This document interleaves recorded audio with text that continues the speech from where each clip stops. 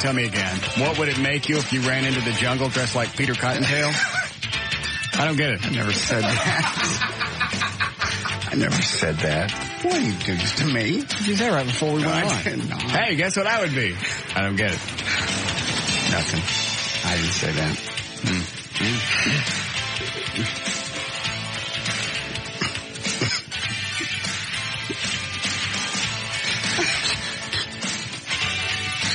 Okay.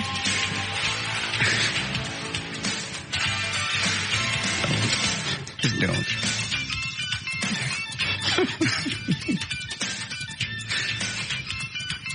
All right. Oh, man, I was coming to work, and I swear to God, there was this dart bus in front of me, and I'd have bet cash he was going to flip over sideways. Really? Yeah. Took a corner too. Hauling ass. I was coming down. I was coming off of the tollway, going into downtown, headed towards 35. Then I get on, what is it, Walton Walker? Yeah. Woodall Rogers? What is that thing that cuts across downtown? Is that Woodall Rogers? Yeah, I guess. I don't know what it's called. Anyway, there's a dart bus in front of me, and I mean, there's no way anybody could have been on that bus, because nobody could have stood up. Literally, if the bus is like this, it went that far sideways. Dang. I backed off. I was ready for it to tump over. Did it leave the wheels? No. Oh, it just... A little bit. Seems like if he was going probably another 5 miles an hour, one side would have come up. Did you get a number? For what? To report him? What am I going to do? Okay. I pull up to him at the light, and I can't see anybody on the bus, so obviously it's empty, and he's going someplace. Wow. 29. Very good. That's what it said on the back. And then it said Spruce. So I don't know if it was a charter or what. Wow. If it was a charter, he slung all the people out of it. Yeah, he's probably just going back to the barn or something, just tearing it up. You would think if you're driving a vehicle that big, and it says Dart on the side, and it's a city vehicle, and it's got a number on the back, you wouldn't drive it like an idiot. You wouldn't think. I see dart buses hauling ass all the time. All right. I almost rolled a fuel truck over one time doing that. You almost rolled a what? A fuel truck over. An aircraft fuel truck. I was doing a job at Love Field when I was a kid. And fuel, as you turn, shifts. It's got baffles in the big tank. It wasn't a huge truck. It wasn't like a tractor trailer. Yeah. Small kind you bring up to small airplanes. And as I make this current turn, it's not a real sharp turn, but it's probably driving too fast.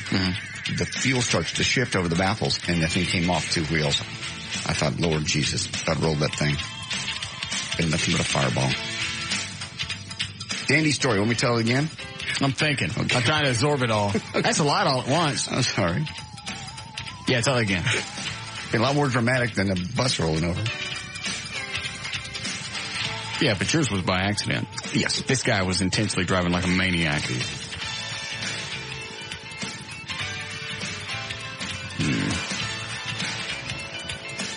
Yeah, there was a car right next to him. That's where I'm surprised he didn't hit the car just to the left of him the way he was driving. And B, I'm surprised he didn't flip over. Been a dandy thing to see. So I just backed up and watched. That's how sure I was he was going to take another turn and pump. I just backed up and watched. I went, this is going to be cool. Because if he does, he's going to flatten out that little Toyota right next to him. Then I'll raff. All right. Like this, we'll start news. Any problems today? Nope. Everything dandy in the office? Smooth. O'Malley helping you out? Doing a great job. Good. Go ahead, Chad. Russ, we heard you may have been cheating on your drinking contest with JD. What? We heard you've been cheating on your drinking contest with JD. I've been cheating? Yes. This is something that came up on the air last night when I was doing a call-in from Condoms to Go. I don't know if it's true or not. But somebody called, one of the guys, I think Mickey, on the Liz Wild show said they saw you taking a couple tugs before I lost the drinking bet, like on a Wednesday. That's just what they said. I have no clue. Are they tired of the show? No. Possibly. Are they? I I guess Chad's done. Yeah. I was talking about, running naked. They said you shouldn't have to because Russ broke the bet first. Does Mickey and them really want some of this? No, they don't. They're not. Because I can't shake him off me anyway. He comes in here, I'm on the phone, I'm doing stuff. It's after the show, I'm trying to relax. And he's one of those, I don't recognize personal space people. No, he is.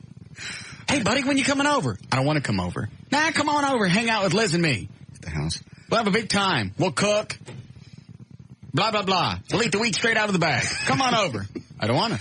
I don't know how many times I've told him, I don't want to. I don't want to. It's not that I don't like you. I'm sure both of you are dandy, dandy people. I would love to hang out with a producer of yours because he is so charismatic.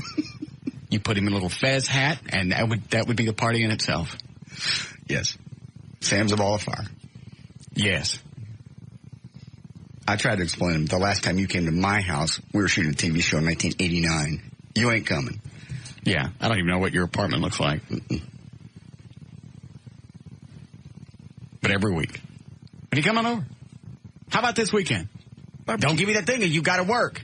Come on. I have to work. I'm doing a weekend air shift now. Really, I got to work. So now they're going to say that I was drinking. That's just what they said.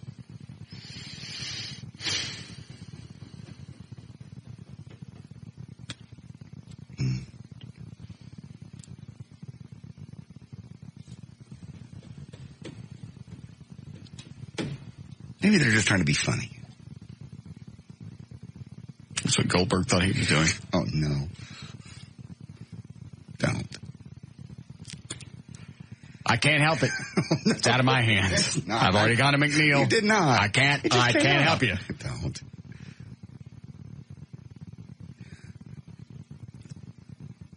And let's say I did, which I didn't. Okay. But let's say I did. So now I know that we got narcs running around the building. And I want to hang out with narcs. Why?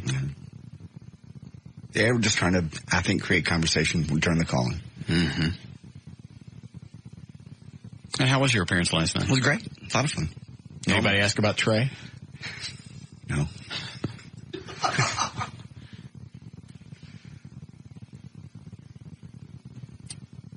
Well,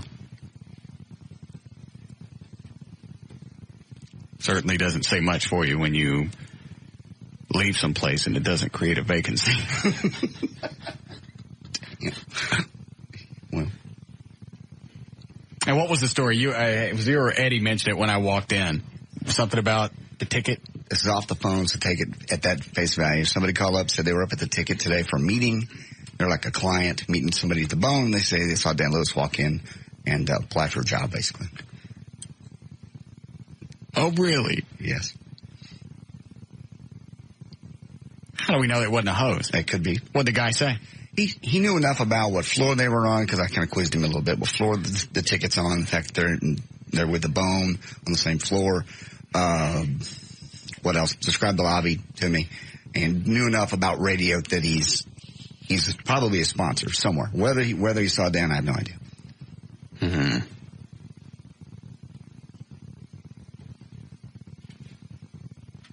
Yeah, JD, I saw Dan Lewis at the ticket today applying for a job.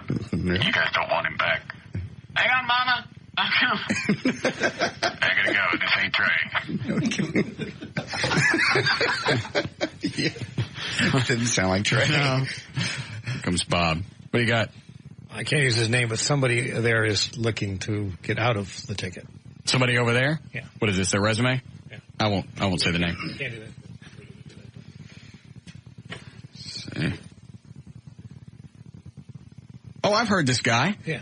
Yeah. If I heard, I can't say when I heard him. No. No. But I believe there will be an opening. Close air check. Can we play his air check on the air? No. He said he wouldn't say his name. Yeah. What if we bleep out his name? No, we can't do that.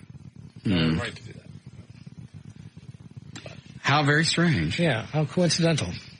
Because I was setting all the AM presets in the new car. Ah, yeah. And I just put them on down at the far right. Right next to the Mexican channel. Yeah. And I listened for a couple of minutes, and I heard that guy. Yeah. Can I see the name? Huh? Yeah. Yeah. Oh, yeah. Okay. Yeah. He's been around a while. Mm-hmm. Yeah. But apparently it's not going to continue to be there. Well, so if he leaves, what are they going to do with the, because it's a team show, right? Yeah. Yeah.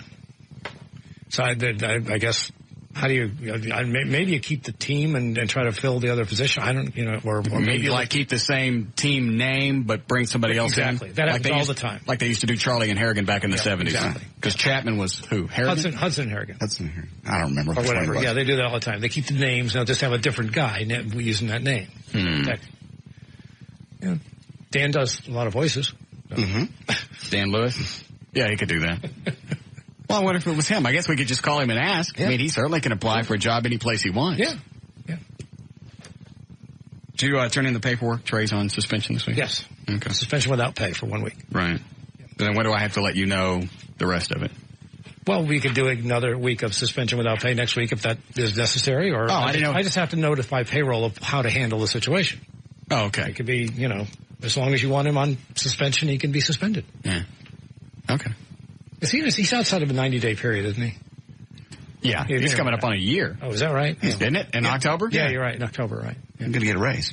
Okay. No, he was going to get a raise. No, I was going to get a raise. I was thinking we could fire him without severance if it was within the 90-day period. No. Mm. Well, that's interesting about the resume you just brought in. When did he drop that off? Yesterday. Yeah. No, Monday. But it's just going to be him. It's not going to be the other guy in that team name. He was dropping off the resume just for him. For him. Right. So there's no mention of the team. It's just the one guy. Well, that's going to create a stink over there. Yeah. Yeah. Yep. All right. Thank you. Gosh, right before the fall book, too. Yeah. Because don't they print a lot of materials ahead of time, a lot of mail outs, crap like that? Because that's going to screw all that up. Because then you got to go back and take the pictures out and. Yeah, they get that guide thing they put out. I don't know what it's called, but. Wow.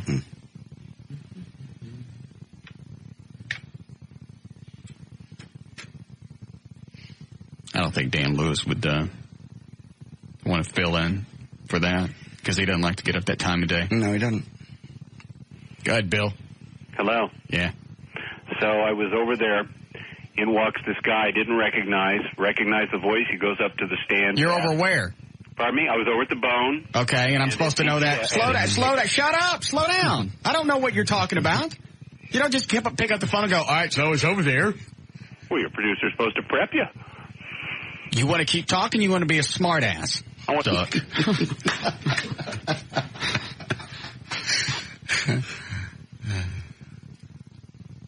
Well, if that's where the information came from, that guy sounds like a vinegar and water pouch, and I don't really care what he said. Okay. Your producer's supposed to prep you. You. I ain't paying $1 for that either. Okay. All right, so tell me the Peter Cottontail joke again. I didn't tell you a Peter Cottontail joke. No idea what that one's about. Very strange. Stop it. Guess I'll have to figure out the answer on my own. Peter Cottontail in the jungle. That's a tough one. Yeah. I'll just let it go then. All right. Okay. Well, Van's applying for a job for the ticket. One of the guys from a team show wants to come over here. Mm-hmm. That's weird. All right. You ready to go with news? Sure. Yeah, okay. All right. 327, J.D. Ryan's on Live 105. Thank you, Russ. It's brought to us by Miller Lite and by Max RX. This hour of the Russ Martin Show is brought to you in part by Miller Lite. Max RX Male Enhancement promotes length, girth, stamina, and overall sexual vitality. Maximize nature's power with Max RX. Visit max-rx.com or call 1-866-MAX-RX-4U. Individual results may vary. For Wednesday, September the 17th, 2003. I'm not telling the joke. Let's see, birthdays today. Rita Rudner is 47. See, Elvira, the Mistress of the Dark, is 54, and Anne Bancroft is 72, and John Ritter would have been 55 today. Ford Motor Company is sending notification to more than 30,000 law enforcement customers nationally to respond to the manipulated crash test the city of Dallas conducted this summer involving the Crown Vic police interceptor vehicles. The notification is aimed at reassuring police departments around the country that the trunk pack is effective in reducing the risk of fuel tank puncture following high-speed, high-impact rear crashes. Dallas officials stated that the trunk pack offered by Ford failed to protect the fuel tank in a 75-mile-an-hour crash test. And they go on to say, in conducting the Dallas test, the trunk pack was loaded with atypical items, and police equipment was specially altered to deliberately position to puncture the trunk tank. Dallas crash test on the trunk pack included non-standard items like crowbars welded to a floor jack and dynamite and a wrecking car. Gunpowder. And some oily rags. As an example, Ford found that a crowbar was welded onto a 2-ton mechanic's floor jack with a fuse lit with 4 high-strength welds. The sharp edge of the crowbar was pointed toward the fuel tank. Right next to a great big round lead thing that said Acme on the side. So what? All right. So who do we believe? Well, that's a good question. Do you believe the city of Dallas? Or do you believe Ford? That's a good question.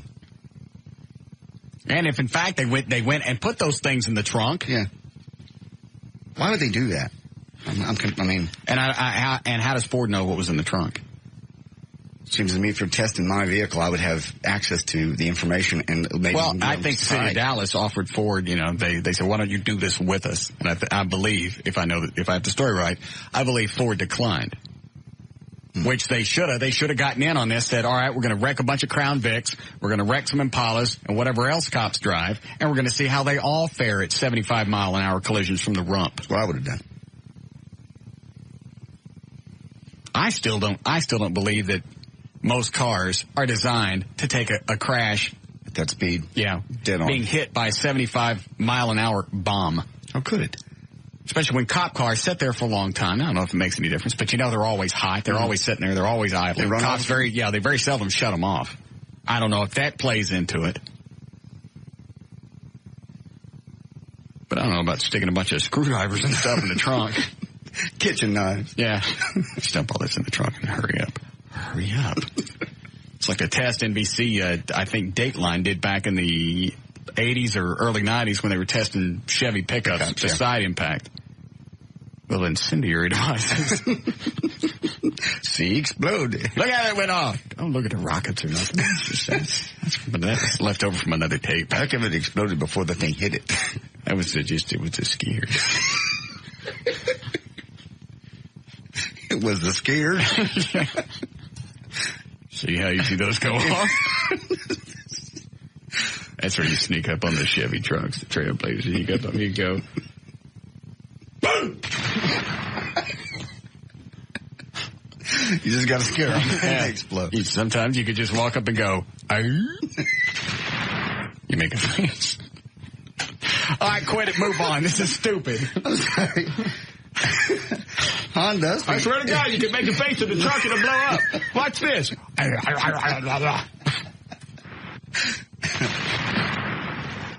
Speaking of cars, Honda. We don't deserve any of the ratings that we get. We honest to God don't. We should give some back. No, we can't. No, we don't. In Australia has withdrawn a television commercial. That's Honda in Australia has withdrawn a television commercial amid criticism. It was grossly insensitive and traded on the image of suicide. The ad for the new Honda Accord shows the owner of an older model admiring the new model. In response, the old model locks its doors, revs its engine, and speeds off a cliff. The National Depression Initiative, Beyond Blue, said the company had... Wait a minute. This is an empty car that drives itself over a cliff? Yeah, could suicide because the other guy's looking at the new car. It's a car that does it? Yes. Okay. National Depression Initiative, Beyond Blue is their name, said that the company demonstrated gross insensitivity to Australia's major health issue, which is suicide. 1 in 5 people experience depression in their life, and depression is a major risk of suicide. Because the car drove off a cliff. They had to pull it ain't no people in it. Did somebody make a face at the car? No. What? I hate to keep asking this question just because it's so redundant, but what's wrong with people? I don't know. No matter what you do, somebody's going to be... I can't imagine watching that commercial and they could show me that commercial 100 times and go, okay, figure out which group's going to be pissed off about this. Watch it closely, because we're going to make sure that we don't offend anybody. I never would have guessed some kind of suicide group. Yeah. All right, go ahead. Okay, here we go. Outer Banks in North Carolina, Hurricane Isabel heading that way, expected to hit land tomorrow morning or midday. By midday today, more than 160,000 people in North Carolina and Virginia have been told to evacuate. Isabel is a strong Category 2 storm today, although sustained winds had eased a little bit, down to 105 miles an hour. Forecasters predicted a little change in the strength before Isabel, the biggest storm to hit the region since Hurricane Floyd in 1999, makes landfall sometime tomorrow morning on the Outer Banks. Was that name Hurricane Floyd? Sorry, funny to you? I just hear Floyd the Barber, and that was just a funny name. Name a hurricane. I've had it before. Andy. Oh. There's going to be a little less shaking in Los Angeles. Has nothing to do with earthquakes. The Los Angeles City Council has now voted to ban lap dances. The new no-touch rule requires the strippers stay at least 6 Where is this? This is L.A. Oh, I don't care. At least 6 feet from their customers. The regs would effectively ban the practice. I can't get no stiffy 6 feet away. That's what they want. That's exactly it. The regs would effectively ban the practice of slipping tips into the dancers' G-strings. The council unanimously had this decision. Also outlawed the VIP rooms where new dancers perform privately. The ordinance now goes to the mayor for signature. No. Yes. Mm-hmm. You'd think that would just take a big chunk out of... Well, why do you think they're doing it? That'll close down topless bars. You can't get no lap dance. 6 feet. That's only fun of going. Have them gyrate their tookie on your tweeter? Yeah. You can't. Well, 6 feet. You can't tip them. How do they get money? You got to lay it on the stage and walk away? Maybe you can walk up to the stage and give them cash. It says 6 feet. 6 feet. Well, so what if you're walking by in a topless bar and some chick passes by and it's not 6 feet away? Yeah, maybe it's just if you're doing a specific dance for that person. A new no-touch rule requires that strippers stay at least 6 feet from their customers. So the way that's sort of worded, you not just walk by one, but not when they're performing. I don't know. I don't know if that means you can walk up to the stage or not. Don't know. What's going to happen here next, you watch? Won't. Yes, the hell it will. Just look at all the other stupid stuff we've done. You got a point. They ran them out of the Bachman Lake area. Now I got to drive further down Northwest Highway. Bastards. I don't know why they do that. They're not going to go away. If they keep doing this, they will. That little area down Bachman is not exactly, Well, they say the reason that area is like that is because all the topless bars. Never mind the homeless people in the liquor stores. Okay. Yeah, I'd be more concerned with the liquor stores. Get them out of there. That'll clear up the problem. More topless bars, less liquor stores. There it is. Forget all the syringes and condoms laying in the curbs. Yeah, exactly. American Society of Microbiology over the summer looked at 6,541 people using bathrooms at 6 airports across North America. If you want to know, they found the cleanest one, the people where they wash their hands the most, is Toronto. 96% of people they think maybe some of that's due to SARS. Dallas-Fort Worth, only 81% of the people wash their hands. Chicago, 74. JFK, 71. 30% of the people don't wash their hands coming out of the bathroom. I don't. You don't? Mm-mm. Why? You're touching the handle. I don't touch anything. How do you get out? Grab a paper towel. Oh, dude. I don't touch anything when I go in. The only thing I touch is my doolada. How do you flush? Foot. Or elbow. I do foot. I don't touch anything in there, especially the bathrooms here. Mm-mm. I'm surprised we don't find grunt on the handle. Don't say that. Somebody will. Finally, at least Siebert sent out a memo. I never thought I'd have to send out a memo about this, but keep the bathrooms. If you do it, clean it. Yeah. And I haven't gotten any better. Mm-mm. Working with a bunch of animals.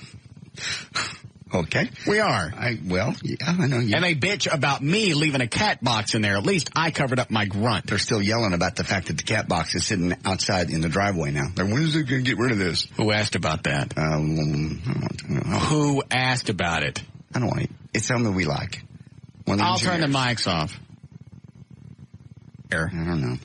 Is it bothering him? Is it touching him? No, but I think... Is it in his office? No. Is it blocking anything that he might be doing? No. Then he can look at it.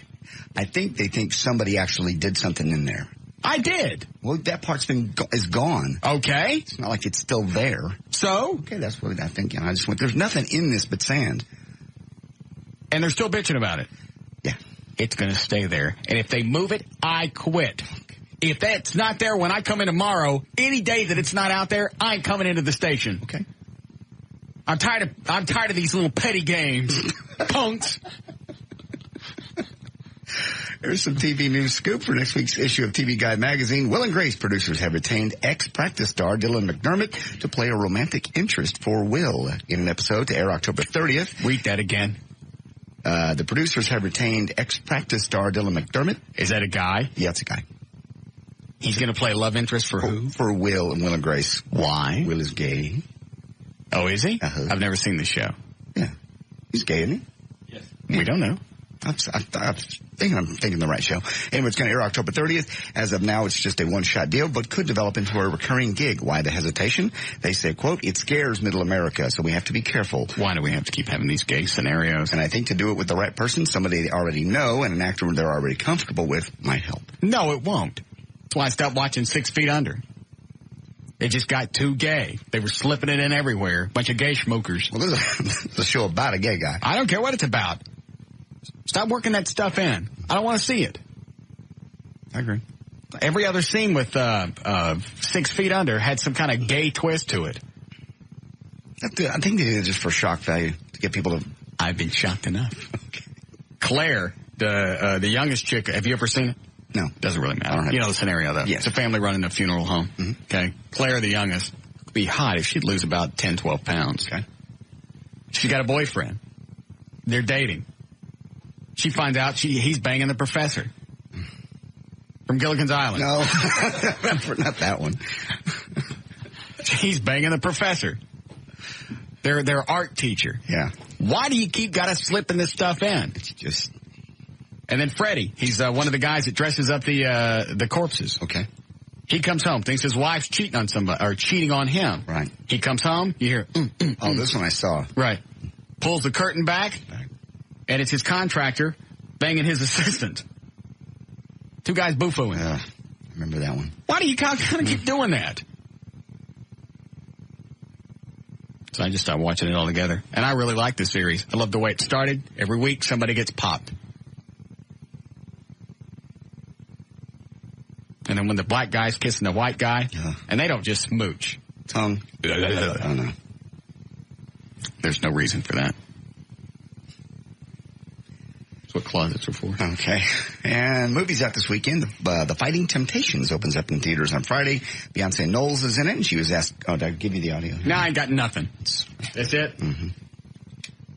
Hold on. Go ahead. Beyonce Knowles what? Was asked what interested her in The Fighting Temptations. What cut? That'd be cut number 1. It'll be coming up momentarily. Please stand by for your cut. The big actress. I loved this script. I thought the overall theme and the feeling of it was really pure, and I was able to show a little more of my range. Beyonce Knowles is in it along with Cuba Gooding Jr. Cut number 2 is Cuba saying he could relate to his character in The Fighting Temptations. I read this and I identified with it immediately because I grew up in a Baptist church. My grandma would take us there, and I saw people slain in the Spirit every Sunday, and I was moved by this such energy, and I believe that energy is what rubbed off on me and enabled me to express myself, and to the point where I got in trouble a lot growing up in school and quiet place, but it's always this life force is so prevalent in my soul, and I have never forgotten where I've come from, and it was just a nice statement to make. What is he talking about?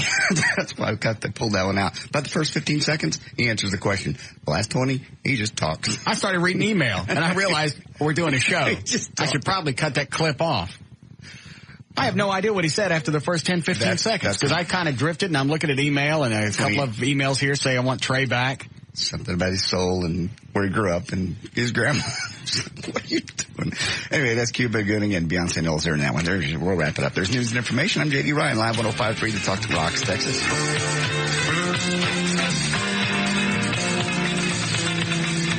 We'll be back with the Russ Martin Show.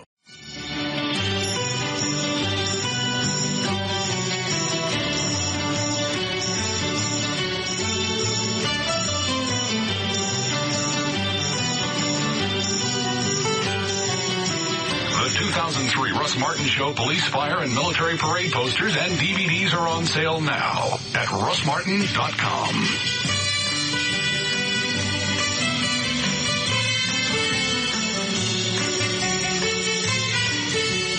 All right. You're doing traffic. You do a legal ID? Yes. All right. Hi, Gail. Hi, Russ. What do you got? I've got Home Depot, Tie-Lock Eye and Laser, and UPN. All right. Your out cue will be on UPN 21. The Home Depot is more than a store. It can help you get your lawn and garden ready for winter. Come in and learn how to winterize at Home Depot. You can do it. We can help. It's not LASIK, it's Intra-LASIK. Come and discover the Tie-Lock advantage this Tuesday evening at our free Intra-LASIK seminar at the Tie-Lock Eye Care and Laser Center. Call 972-258-6400 to attend. Tonight on UPN, hack into a night of action with an all-new Enterprise. Then CYE Online calls Jake 2.0 one of the best new shows of the season. That's tonight on UPN 21. Well, there were nails all over the roadway in Irving Valley Ranch area, westbound 635 between MacArthur and Freeport Parkway, but I think they may have gotten it all cleaned up. There may still be a slowdown, though. On eastbound I-30, Tom Landry at Cockrell Hill, you've got the center lane blocked. It's a small car. Traffic's backed up all the way to MacArthur in Grand Prairie. In Louisville, on 121 at I-35, they're clearing a crash, and now there's one in Arlington on southbound 360 at Randall Mill. It's off to the shoulder. There are no officials on the scene, so they may block something when they get there. And this is also brought to you by Office Max. Get more done when you save more on office supplies at Office Max. Office Max means more selection, services, and savings with 115% low price guarantee. Office Max. Max means more. Mr. Clean, Mr. Clean. I'm Gail Lightfoot on Live 105.3, the Talk That Rocks, Texas. All right, 67 for the low tonight. Tomorrow's pretty much like we have today, 87 and sunny. We have 88 degrees now, Live 105.3, the Talk That Rocks, Texas. My favorite thing with this whole bit of, giving her a hard time in her ear is just hoping that somebody comes by and listens to the show and they don't have a clue. No clue. Yeah. Why is that traffic chick singing Mr. Clean spot right into the traffic? I don't get it. We were talking about yeast infections and bacterial vaginosis. And then you have it. Yeah, and I have it. Asking Gail what she does for hers. And she starts singing a Mr. Clean spot. Hold on. All right, thank you. These emails back and forth. Want Dan back. Want Trey back. Dan sucks. Dan's a glum. Dan don't deserve to come back. Dan had his chance. Love Trey. He's a good guy. He looks up to you. You have to admit he's a good kid. Yeah, I know he gets out of line sometimes. But it's so obvious that he admires you and looks up to you, boss. Thanks for reading my email. The show was awesome. Oh, yeah, Dan Lewis is terrible. Please keep him off the show. He's the most whiny, lazy person I've ever seen in my life. The bone deserves him. He is a sucker. Why don't we just flip a coin? Okay. It's kind of a serious decision to... What do I care? It's not my life. It's your show. I know, but it's not my life. True. Does it affect me one way or the other? It's going to be somebody sitting in the office just doing administrative stuff. Mm-hmm. What is that, a dime? That's just a penny. Okay. We have some more of a coin if you want a quarter over there. Nah, penny's all this decision's worth.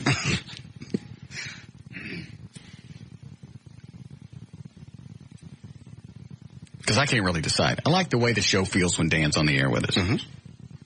But we get a lot more work out of Trey because he doesn't have a family. True. And Dan it'll be different because you say he's going to produce from the office this time. Yes. Not from in here. Right. Dan's better on the air, but he's shiftless and lazy. Okay. Trey sucks on the air. Mm-hmm. He's a good worker, but he's stupid. He's not really stupid. He is stupid. He doesn't multitask well. Which you'd think coming from a real estate background you really would, but no, and I'll tell you exactly why. We've covered this. Yeah. Because with real estate, the variables never change. Yeah. The variables are always the same. This has to happen. You show the house. You get the paperwork done. It's the same paperwork every time. Yeah. All the forms are the same. All you have to do is make sure that the fields are filled in. This show has no forms. Mm-mm. The show, if nothing else, it's all variables. And the variables change. Fluid. And that was the mistake that I made. I thought because he had an attention to detail in real estate and other things that would transcend into radio and be a good follow-up person and stay on top of things. I was wrong. Yeah. So where does that leave us? I don't know. Don't ask me this question, especially on the air. Yeah, you get a couple of drinks in you, and you'll start saying stuff about anybody. I'm not going to say, yes, you did. I'm not going to say which person it was, and I'm not going to say what you said. I will just say you said some things. Okay. Quite nasty. I don't deny it, or I'm going to say who it was and what you said. Okay. Are you going to deny it? No. I wish you would. I'm not going to.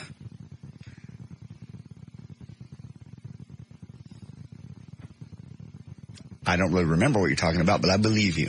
It was Monday night after we went over to Champs, and we went over to that other bar, and we sat. I remember that one.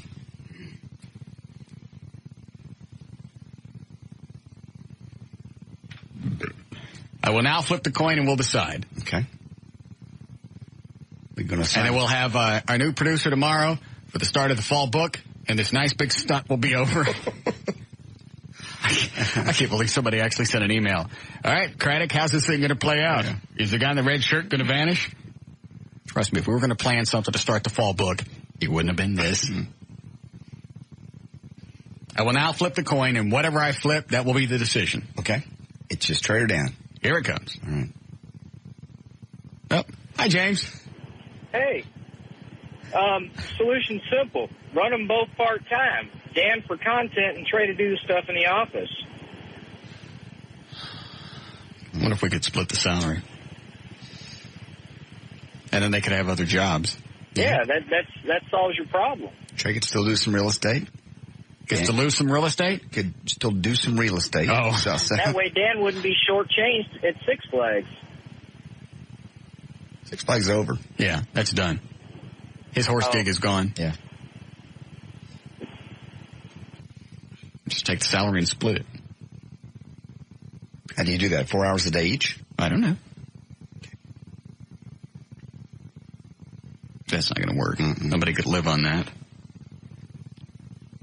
Well, right now, both of them are living on nothing. All right, I'm going to flip the coin. Ready? Radio. Here it comes. Okay. The great big end of this dandy stunt. Okay.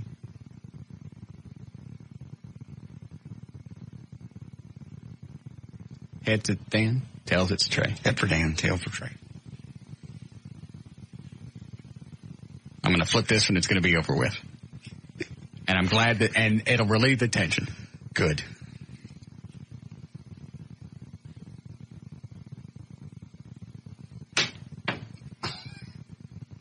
Went out the door. Threw it out the door.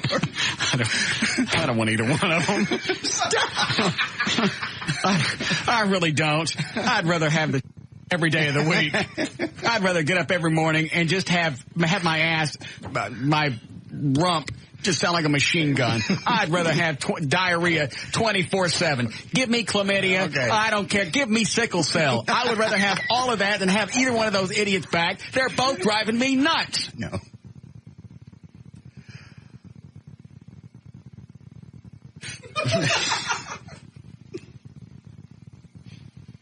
It's not a radio stunt. I know. I said before, don't ever believe anything you hear, but I'm telling you, believe it this time. They're both driving me nuts. I like Dan a lot. Dan's a good addition to the show on the air in small doses. Right. Too much, he drives me crazy. And sometimes his ego gets ahead of things. And I love Dan like a brother, and I trust him. In fact, I trust him more than I trust you. What does that mean? Like with if I had a woman? I would never do that to you. You would do that to me because you've said so. That's because I can be honest. I am being honest. No, you're not. I would feel so guilty. You would not. I felt guilty the time I did. What do you feel about? What do you feel guilty about? Eddie, knife. What do you feel guilty about? Not with you. Eddie the knife. The time. What do you feel guilty about? What do you feel guilty about? That's a big one. That's a huge knife. What do you feel guilty about? Who did you bang? Who did you bang? That married woman I banged that time.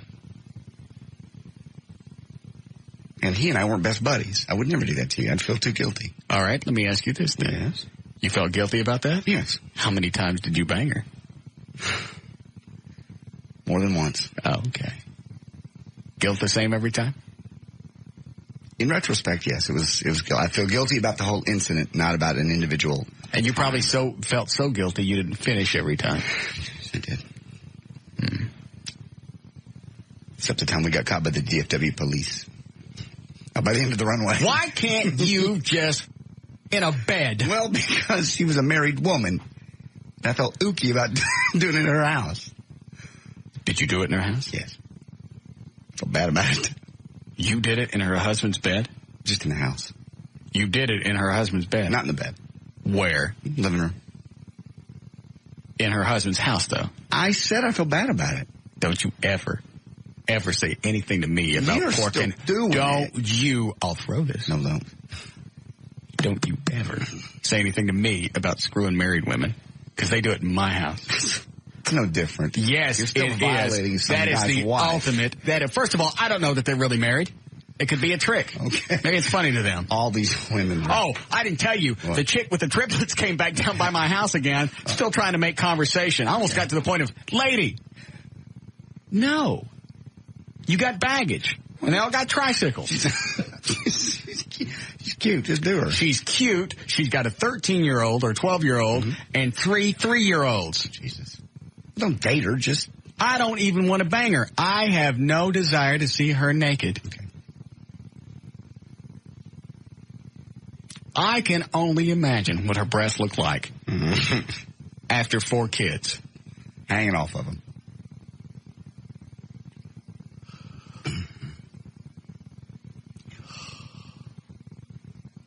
Sure, naked, they look like cartoon eyeballs. Yeah.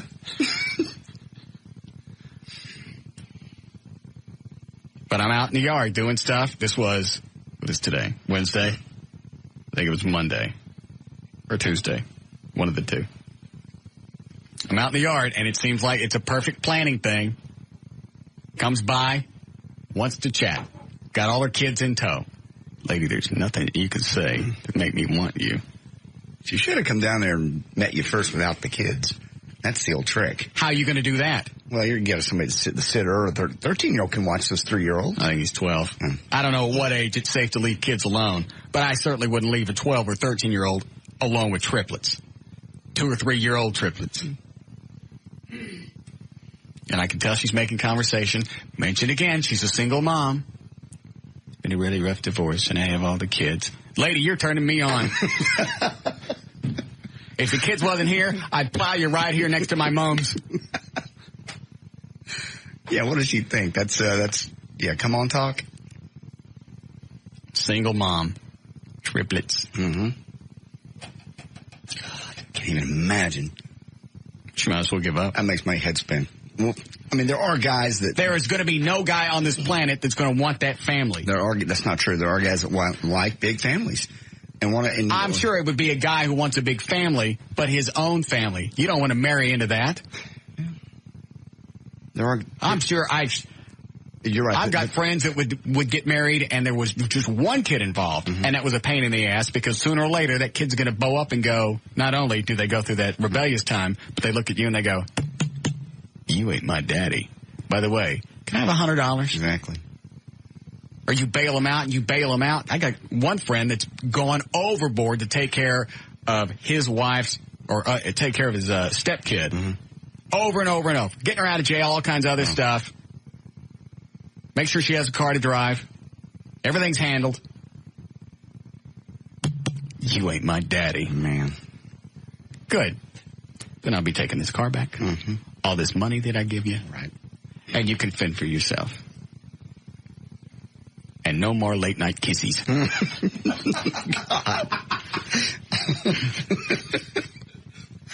I dated one married chick that had two. They were only like 8 and 10 or something. It was a pain.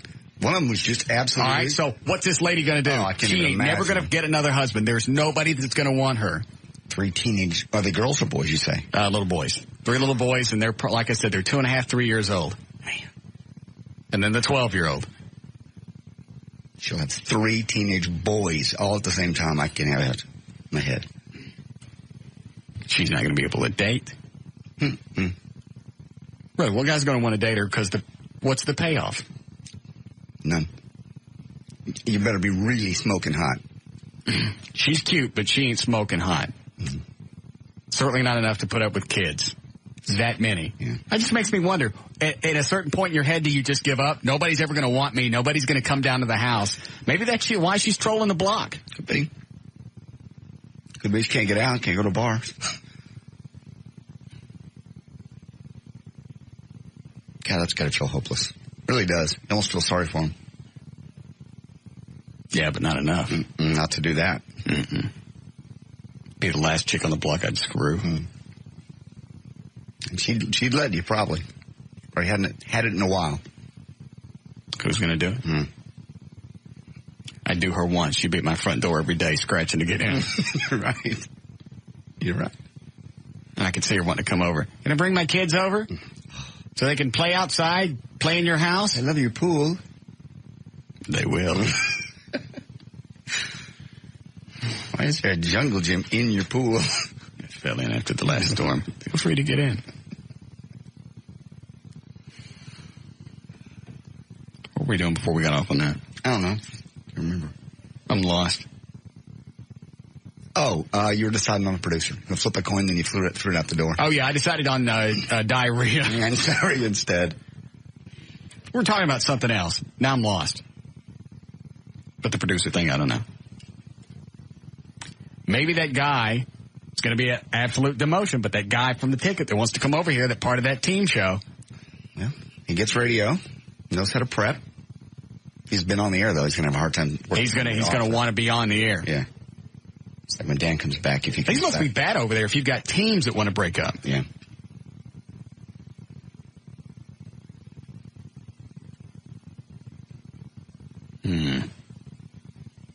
That's a consideration. I got an email from Trey. No matter what happens, can we be friends? Nope. You're going to be friends with him? Mm-mm. Why? Done. Over what? Screwed up my show. And now I got to waste time on the air, even though it's a dandy bit. I got to waste time on the air deciding what the hell to do. I'm going to leave it up to you. Go find us a producer. Don't do this to me. Yes, go get us one. No. Yes. If anything, the day he screws up, it's going to be my fault. Anything that ever happens wrong, it's going to be my fault. You don't see the magic in that? No, I don't. Get us a producer. It's your job now. Eddie, you're hired. We already got Eddie. We need another person. Okay. This is not some kind of radio joke. No. Go get us another producer. Chop, chop. Seriously, I can't take that responsibility. Yes, you can. It's your show. I don't want to do it anymore. Okay. Go get us a good producer. Okay. I'll look around. Try the building first. Steal that Morocco mold guy from the Liz Wild show. They ain't using him for nothing. He works very hard. He works a lot of hours. He's up here. By the time I get here, he's already here. He's here. I think that's when the bus drops him off. No. I don't think so. God. I don't think the bus runs closer to their show, so he's got his choice. Got to come in early. Either 1 o'clock or like 8:15. So he's got to come in at 1. Okay. See if he wants the gig. Okay. He's going to be available pretty soon anyway. No. Why? Mm-hmm. Stop it. Okay. How are we doing, Eddie? Close. All right. Go ahead, Greg. Hey, Russ. How you doing, man? Good. Hey, man, how can you say that you wouldn't ever drive to Fort Worth for the perfect woman? I wouldn't. Why? Well, I mean, you. And if I lived in Fort Worth, I wouldn't drive to Dallas. Well, why do you put such high expectations that, I mean, no woman's ever going to be able to live up to it? It just seems like you just want to be alone over anything. No. I just don't have to be with somebody so bad that I'm going to make all these consolations. Yeah. Well, you want perfection, Russ. And yes. Perfection's not there. Why should I give myself give myself anything less? Because if I take somebody and I compromise and I overlook some great big hairy mole on her, one day I'm going to take that out on her. Well, believe me. Gross. Yeah. It just seems like you're picky, buddy. I am picky. You're too picky. I'm not too picky. You deserve whatever you want. And if you can't get it, there's no reason to give yourself any less.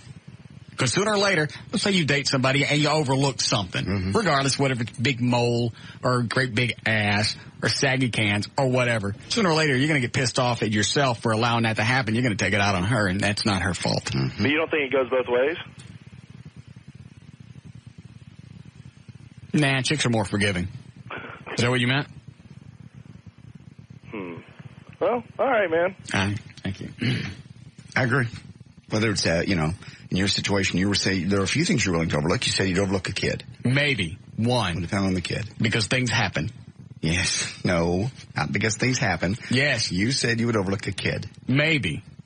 But like I said, if that's a big issue with you, it's a 3-4-year-old kid screaming you around your house. First time he wants to, you want to go to sleep or take a nap, and he's screaming and pulling your hair. That's when you get out the hammer and the bag of frozen cheese. No, you don't. Yes, you do. No, you don't. You can't assault a child. You can't. There's nothing to, and the first time you're sitting in a restaurant, and the 3 or 4-year-old or 5-year-old, you can't discuss things with 3 or 4-year-olds, by the way. You can't go, hey, we're out in public, hush. They lose their minds. They're hungry. They're cranky. If they get sleepy, that's when I'll start to lose their minds. That's when I'll start smoking. Smoking? Cigarettes? Why would you do that? Oh. Put my cools out. I understand. You won't do that. You can't. Watch. I've been there, man. Kid'll have the permanent case of chicken pox.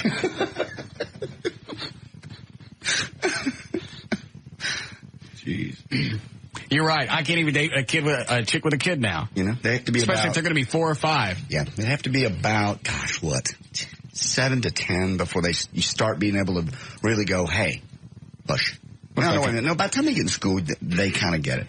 Maybe 5 or 6. They still get tired and they still get hungry, and when they do, it comes fast. They don't tell you, hey, I'm getting hungry. It just gets there, and then they're cranky. What if I could date a chick and then talk her into putting the kid up?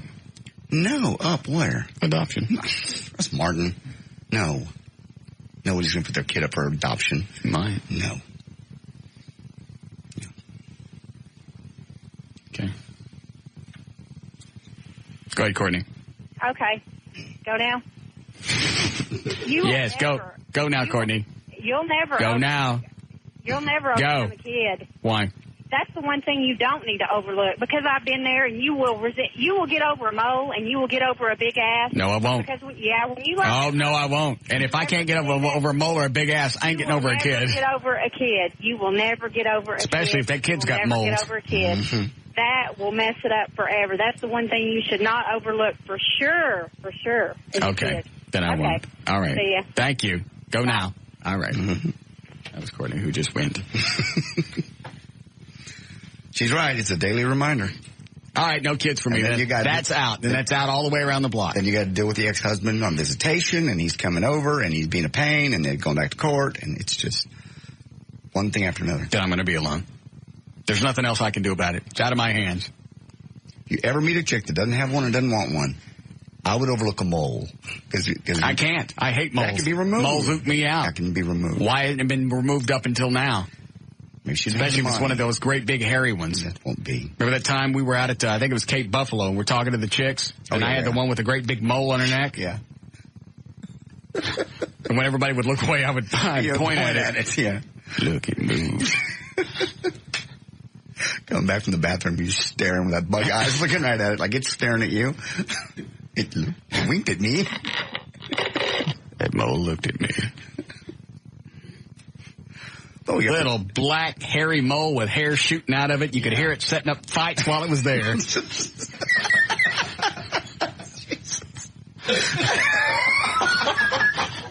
You get it?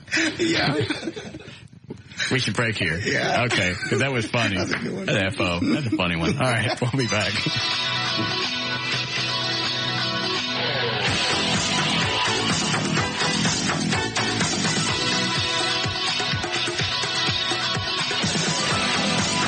We'll be back with the Russ Martin Show.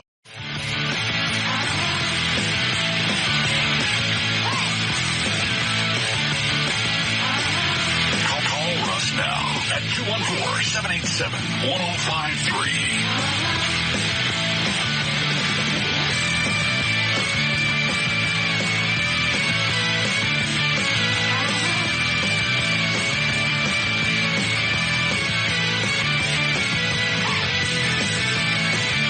What's the matter with you?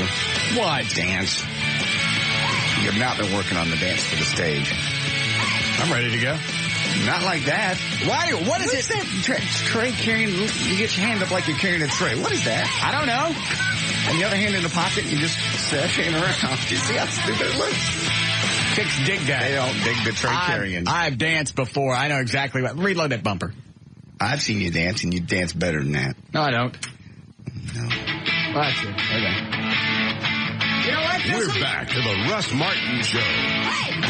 On Live 105.3. Here it comes. The talk that rocks. Well, yeah, when you switch hands like that. Shut up. All right. Katana actually said she could come up and teach me some moves and stuff. Cool. I think whatever I do, I'm going to need a couple of chicks with me. Yes, I agree. So it looks more like a Ziegfeld Follies type show. thing. Yes. More of a show. Because you just can't come out and shake you. Those guys do, but they do it for a living. Well, and also, here's the other thing. Is I'm looking in the mirror today, and I got 2.5 weeks. Mm-hmm. I can tell a difference. I really can. I'm not just saying it in a gay way. I can just tell a difference. Truly. But here's the thing. They're going to see me partially naked. And they're going to go, all right, if he looks like that after 6 or 7 weeks of working out, what the hell did he look like before? That's going to be the problem.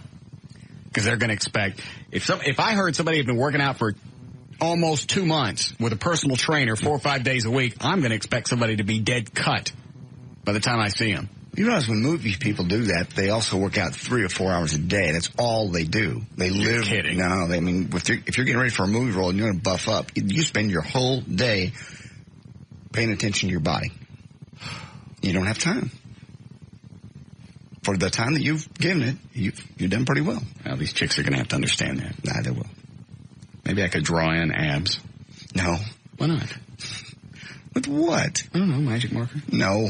Right down here and then draw in a six-pack. That would be funny. Certainly. Maybe I'll do that. Anyway, Katana said she had some ideas. Okay. That could be fun. You're still going to do several costume changes? I don't know.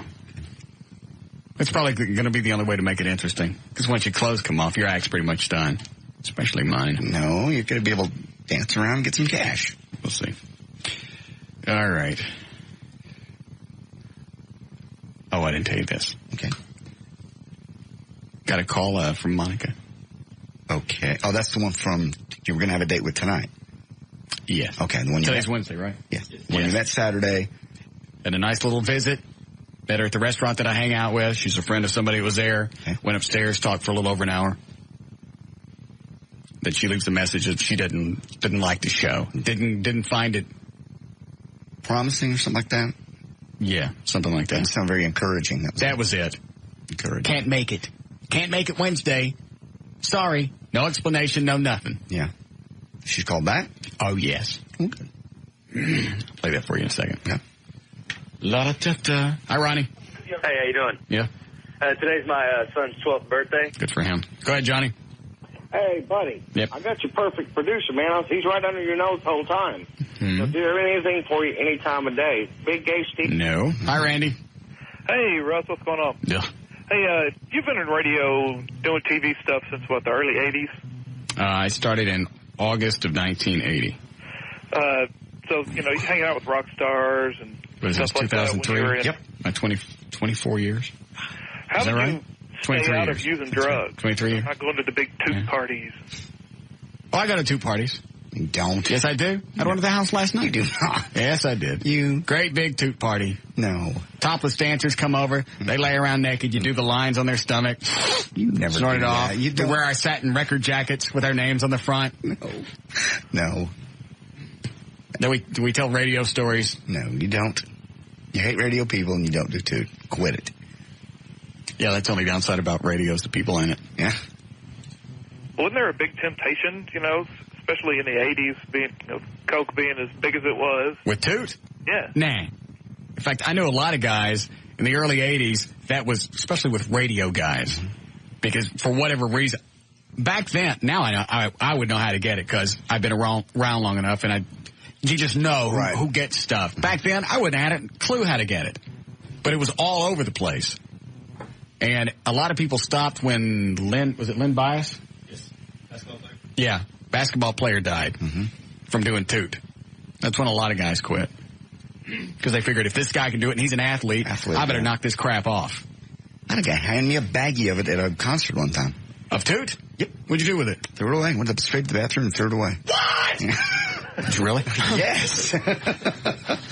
I couldn't believe it. Handed it to me in a handshake. Well, why didn't you just drop it? I didn't want it. I didn't want. What if somebody saw you toting it around? How are you going to explain? This is not my toot. This ain't my toot. I don't know where this came from. That's when you drop it on the ground. Backstage at a country concert. Which country concert? I'm not going to say the band. All right. But he's big. Hold on a second, Randy. That's the guy that handed it to you? Uh-huh. In a handshake. I never asked for it. He's never seen me do it. He just, hey, here's something for you. I went, thanks. And I looked down and I went, what the hell is this? I don't know what it is, but it's going in the trash. I actually did it down the toilet. This was a road manager? Yep. I have no idea. He knew me from before. I used to go to all that guy's shows. How much did he give you? It's just a little bitty baggie about that big and about that wide. Okay, yeah, I've seen those. It looks like a miniature sandwich bag. Baby little baggie. I mean, enough to do, he palmed it, so it wasn't very much. And did you say anything to him? No, I didn't even know what it was. Somebody hands me Coke, I'm going to get pissed off. I didn't know what it was, and I didn't want to, I knew the guy. I partied with him, not that way, but drinking before. And he just slipped me and goes, hey, here's for your night. And I'm like, thanks. What the hell is that? I was with a chick, and I went, is this? She goes, yeah. I'm like, excuse me, I'll be right back. Then I snorted it. No. Stuck it all up my nose. Nah, I snorted it right out of the Bolivian's hands.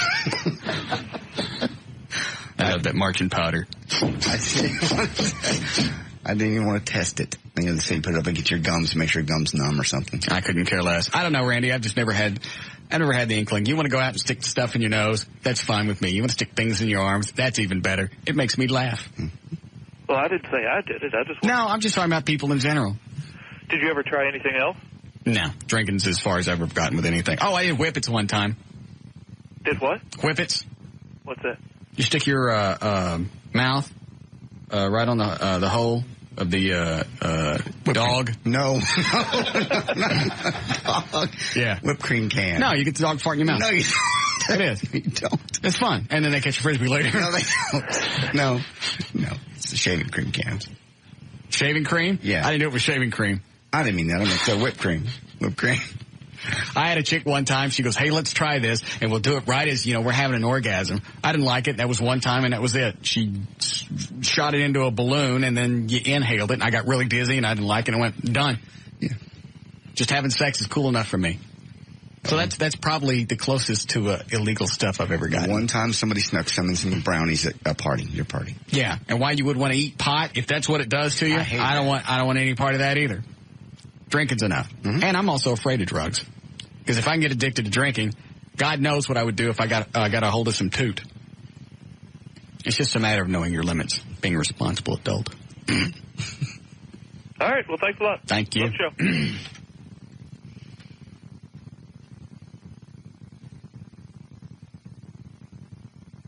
Oh, let's have one toot party before we die. No. Come on, get the topless dancers. We'll break out our satin jackets. I don't want to. It'll be just like being in radio. Oh, no. Come on. Oh, no. I don't want to. I have no interest. Thank you. Get up the next morning, we wake up, everybody's naked, laying around. That sounds like fun. All right. But it needs to be with alcohol. I suppose. Ready to do news? If you'd like. Can we do it here, Eddie? Yeah. All right. Hold on. Yes, Angela? Uh-huh. Yes? Yes. All right. Thanks for the visit. 441, J.D. Rhines on Live 105.3. And is brought to us this time by Miller Beer. This hour of the Russ Martin Show is brought to you in part by Miller Lite. And the Secret Bar and Sports Pub. I'll be there Friday night from 10 to midnight. Great party place. 2101 Lower Greenville. No cover. Kitchen open until 2. And I'll have Southwest Airlines tickets. So round trip anywhere they fly to give away. Oh, here's the message. The Secret Bar and Sports Pub. I never forgot something. Greenville.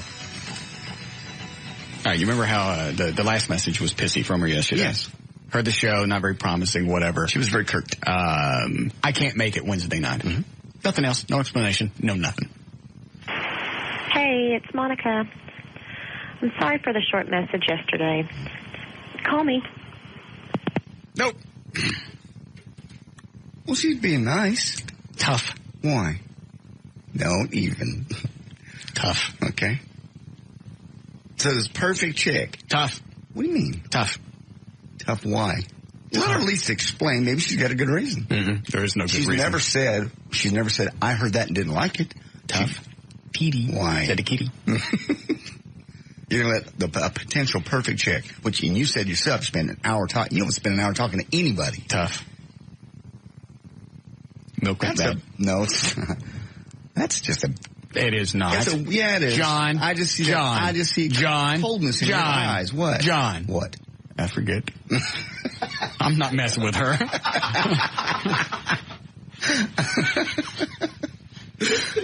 God. Now you know why chicks leave me. Yeah. That's exactly the way I argue. Yeah. I know. No, I'm not going to mess with this. First of all, I don't know what it was that pissed her off Monday. She never said. Exactly. Maybe that. She didn't say anything, and she leaves a message. You don't cancel with somebody unless, if you are a business acquaintance, then possibly you could cancel via voicemail or even email. We had a date for Wednesday night. You don't just leave a message. I didn't find the show encouraging. Not available. I can't make it Wednesday. She probably freaked her out a little bit. She had some time to think about it. Now she's willing to talk. Tough. You're not even going to talk to her? Boop, boop. That's ridiculous. Boop. That's ridiculous. Boop, boop. Quit it. What are you doing? You're probably hearing this right now going, made a good call. Good. It's her loss. It is. We had a nice visit, nice chat. She got to see what I was like, totally removed from the show. She hadn't heard the show, so she got to see me, which is exactly what she needed to. Mm-hmm. And I don't even care what she didn't like about the show. Well, maybe she's had time to think about it. There were too many things that we did Monday to piss anybody off, and I'm not going to go back and keep track of it. Maybe I'm not going to do it. Had time to think about it. Quit it. She's had time to think. At least talk to her. Could be the perfect woman. I don't have time for it. You do have time. I don't have time for that. I do not have time for these childish actions. No. Yes, you do have time. I do not. Yes, I will not deal with her immature behavior. You are acting very immature. Quit it. Well, I mean, this could be the one. Maybe you never talked about kids. I don't have time for her. You just said the other day you wanted to start dating. You're really ready for a relationship. I am. And it's fall. My birthday's coming up. I like the state fair, Halloween. I love the holidays. This is my favorite time of the year. I would love to spend it with somebody. Give this chick a chance. Mama. Quit. Do yourself a favor. Do me a favor. Okay. Wait a minute. Hold on. Let me think this through. Go ahead. Do you a favor what? Because you get just say it. No, just go out with her once. Stop it. One time. Mm-mm. I had the visit. It was a great visit. Every moment you spent with her has been good.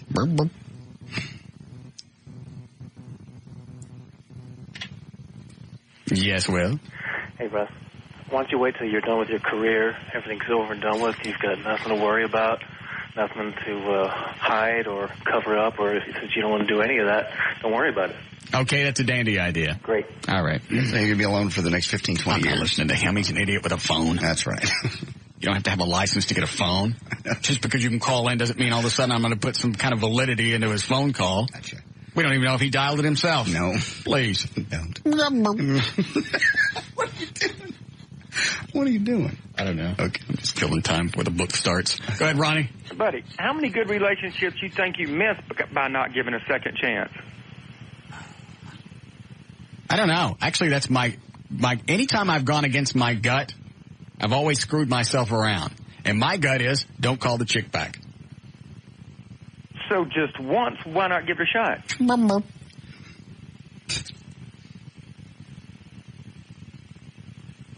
She's hot. She lives close. No moles, no kids. Yeah, she Talk you back. Yeah, I know she did. I don't believe she said she was sorry. I think she did. I don't think she did. No, she didn't. I'm sorry I left this such a short message yesterday. I don't believe that's what she said. Play it again. Hold on a second, Ronnie. Let me check over here. Okay. Hold on. Playful. Wait.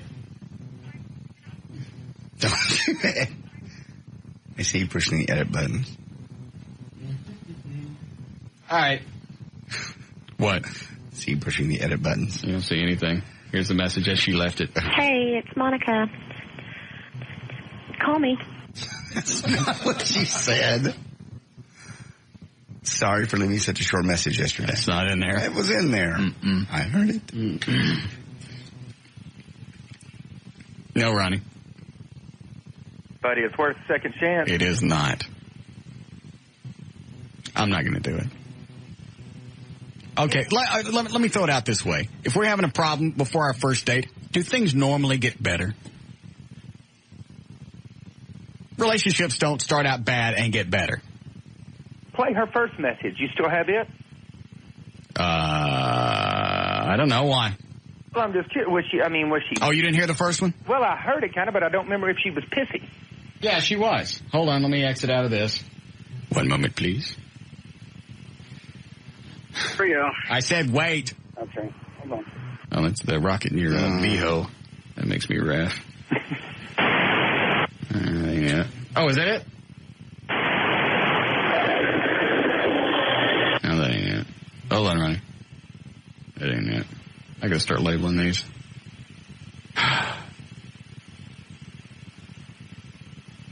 Mm-hmm. These are just a bunch of numbers.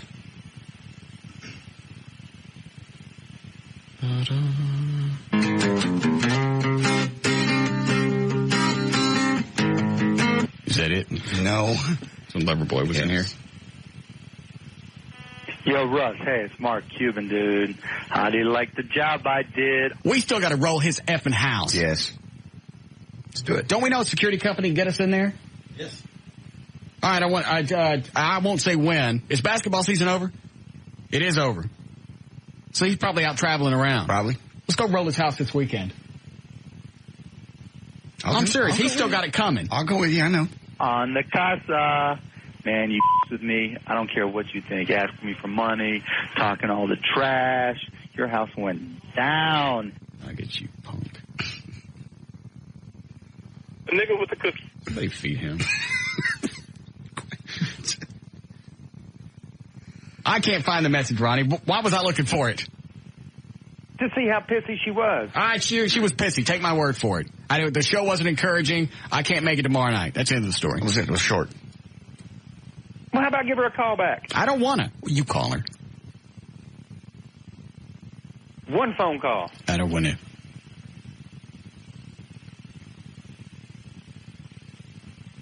Buddy, she could be the one. She's going to pass up. Gotta go. All right, go ahead with your news. Oh, okay. Hold on. Is the guy on line 8 pissy? Sort of. Have news ready. This won't last long. Oh, okay. Yes, Brian. Russ, what if she's hot and she has, well, obviously she's hot, but what if she's got a great pair of lips that she could just, take care of business and you're going to let that walk? Because I can get that anywhere. But it may not be as good. It's always good. Well, yeah, there's not a bad one, but there's a better and a best. Well, there is, but that's not what I'm looking for. I can get the other thing that you're talking about. So you're just kind of looking for the wife to settle down with already? I'm just looking for somebody to spend some time with. What do you mean already? He's 43. Yeah. What's the matter with you? Well, he's in his prime. He's in his He wants to share these years with somebody. Yeah. Well, I can still get up and get around. I don't want to wait till I'm like 92, like Al Lewis, where they're cutting your feet off. You wake up from a nap, your leg's gone. Yeah. Tougher to meet chicks that way, too. Yeah. No feet. They cut one leg off right below the knee, and they cut 5 of your toes off on the other foot. Mm-hmm. And he went in for heart surgery. That's what's... He messed it up. Really? He's in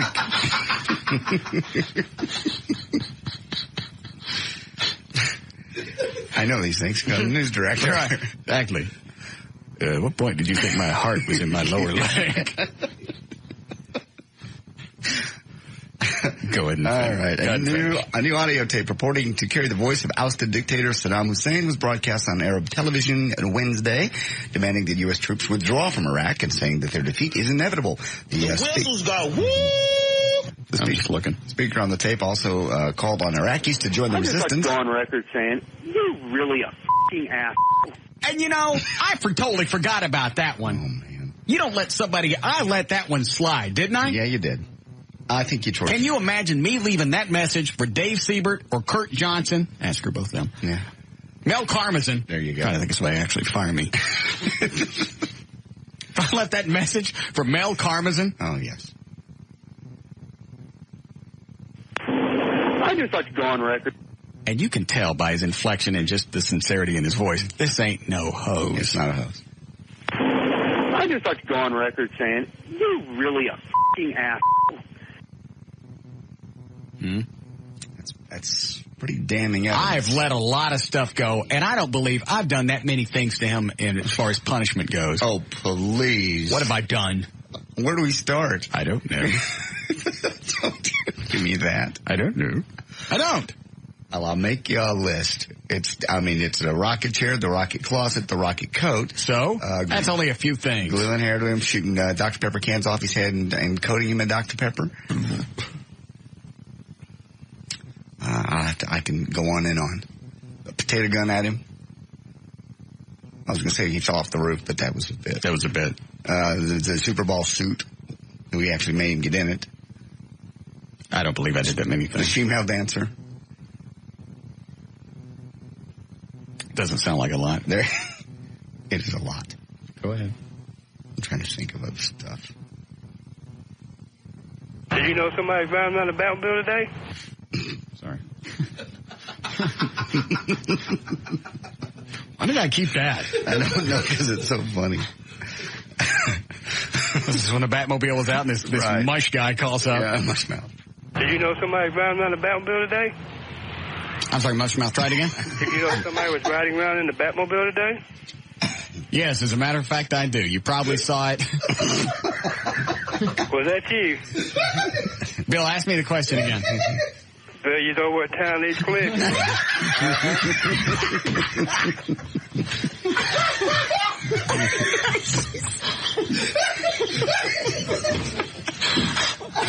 I'm sorry, say it again.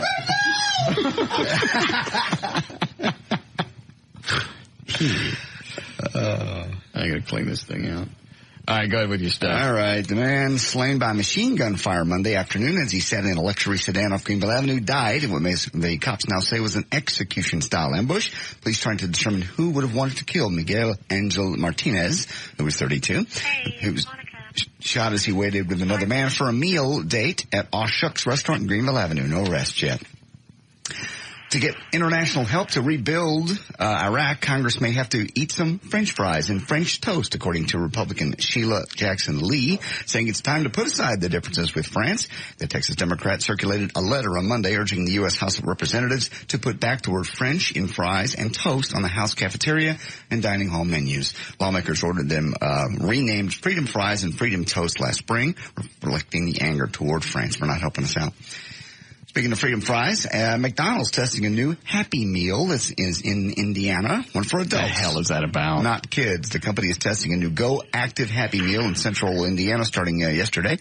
Let's see. Instead of burger and toy, it'll include a salad and an exercise book and a small pedometer to encourage people to walk more to maintain good health. They'll be at about 150 McDonald's. Nobody's going to buy that. I don't think so either. You don't go to McDonald's for that. In Washington, the county sheriff's deputies seeking a person on outstanding warrants broke down the door to the home next door and jolted the man with a taser in front of his wife and child in the middle of the night. Sheriff Frank Rogers said the bottom line is the officers messed up. No one was seriously injured in the 4:50 a.m. incident. The heavily armed officers apparently burst into the wrong trailer at Homestead Trailer Park. A white high school administrator who used the term Little Sambo while leading a teacher's workshop last month. Wait a minute. I was listening to something else. Start the story again.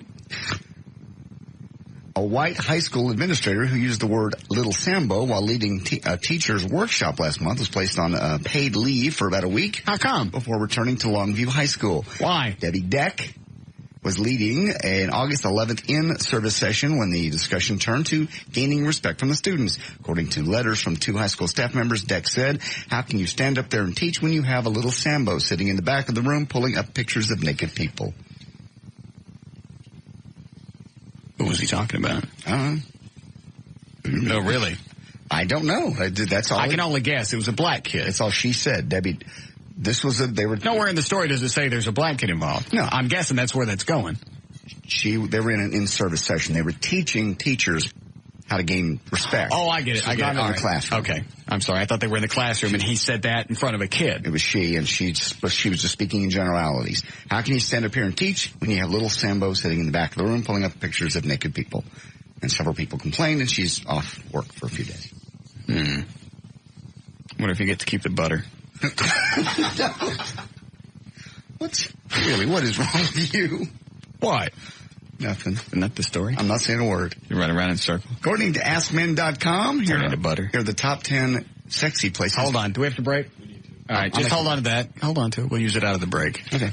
Pitch it. News and information. Do that radio tease thingy. Okay, it's a top 10 kinkiest places outside of the bedroom to have sex. Wow! I told you. Can't wait. Brought to us by the Secret Bar and Sports Pub. I'll see you there Friday night in Lower Greenville. Southwest Airlines tickets, I'll be giving them away. I'm J.D. Ryan, live 105.3 at Talk That Rocks, Texas. We'll be back with the Russ Martin Show. Yeah, that's an old one. Yep.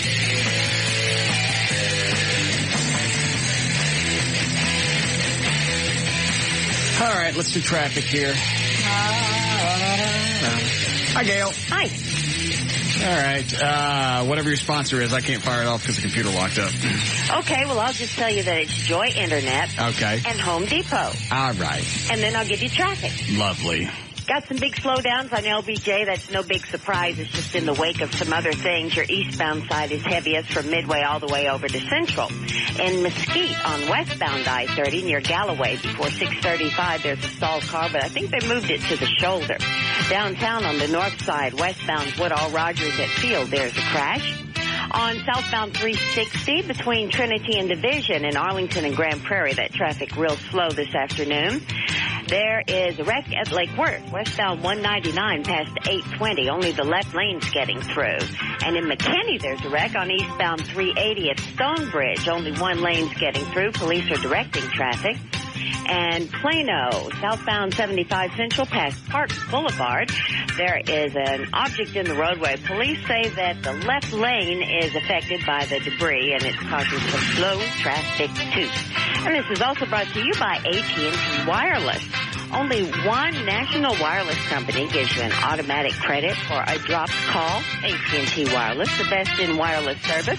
Call 888-MY-M-LIFE today. That's M-Life, your mobile life made better from AT&T Wireless.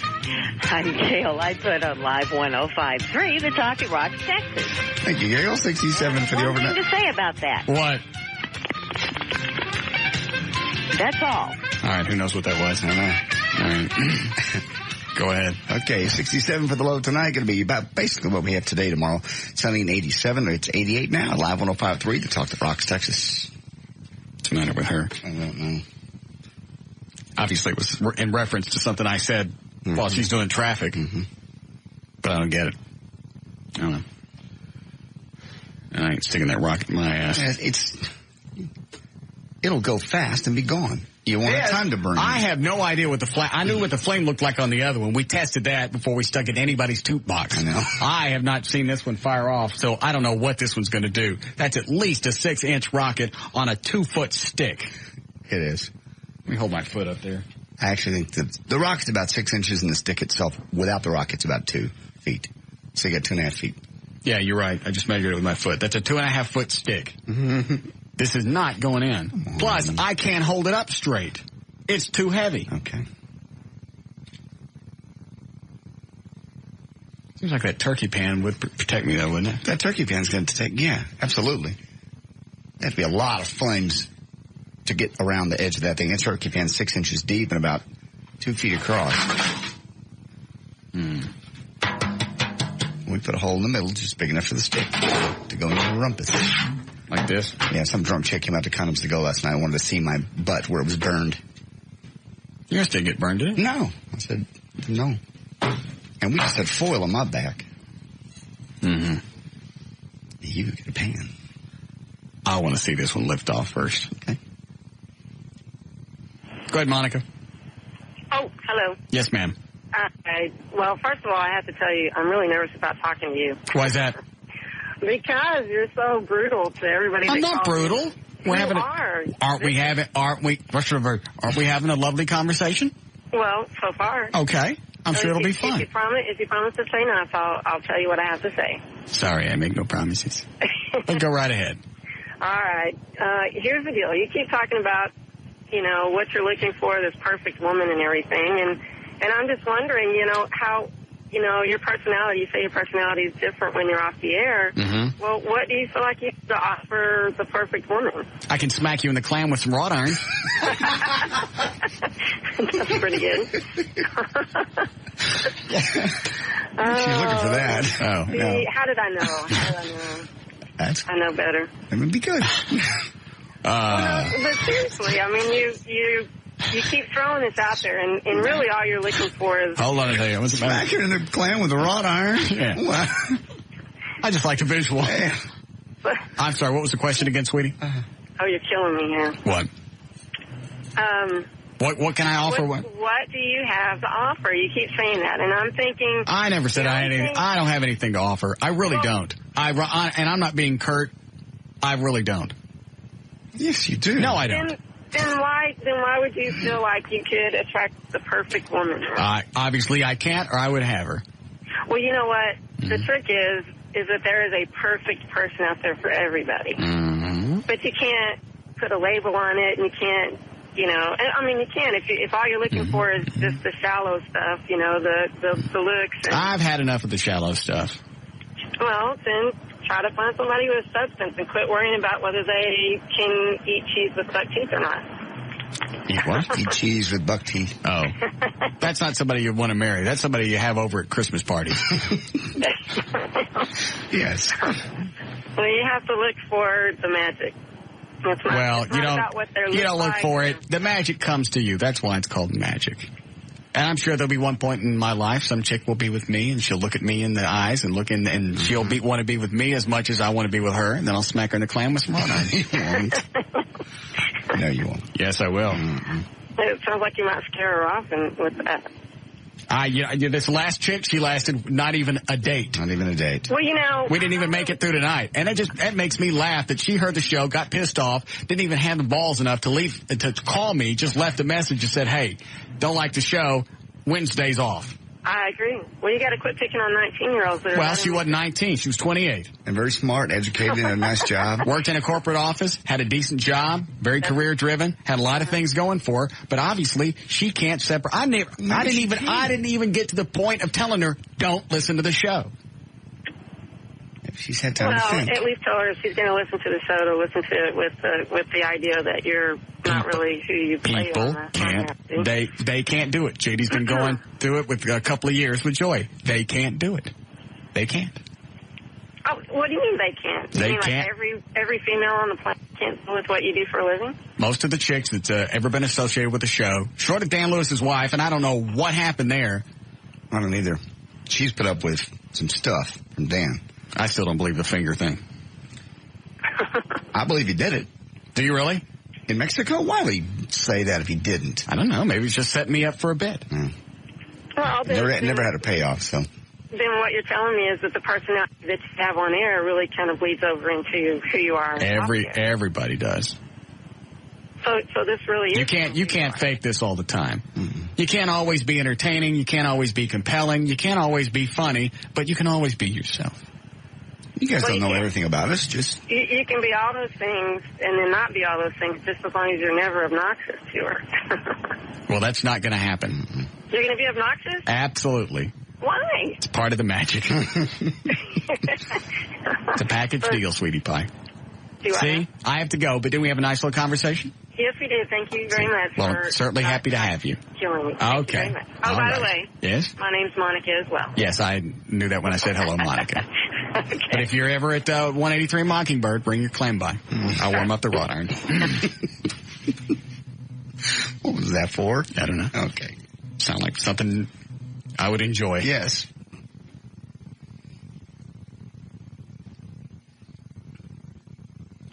The rocket's going to kill me. It's not going to kill you. First of all, it's going to be gone in half a second. First of all, if it doesn't launch out, I don't know what that thing does when it blows up in the air. It says it explodes into little golden showers. It will take off. That one's got the power to take off. The problem with mine was A, it was too far in, and B, didn't have enough power. But yours came out eventually when you shook it out? I shook it out, yeah. It got caught in underwear or something or other.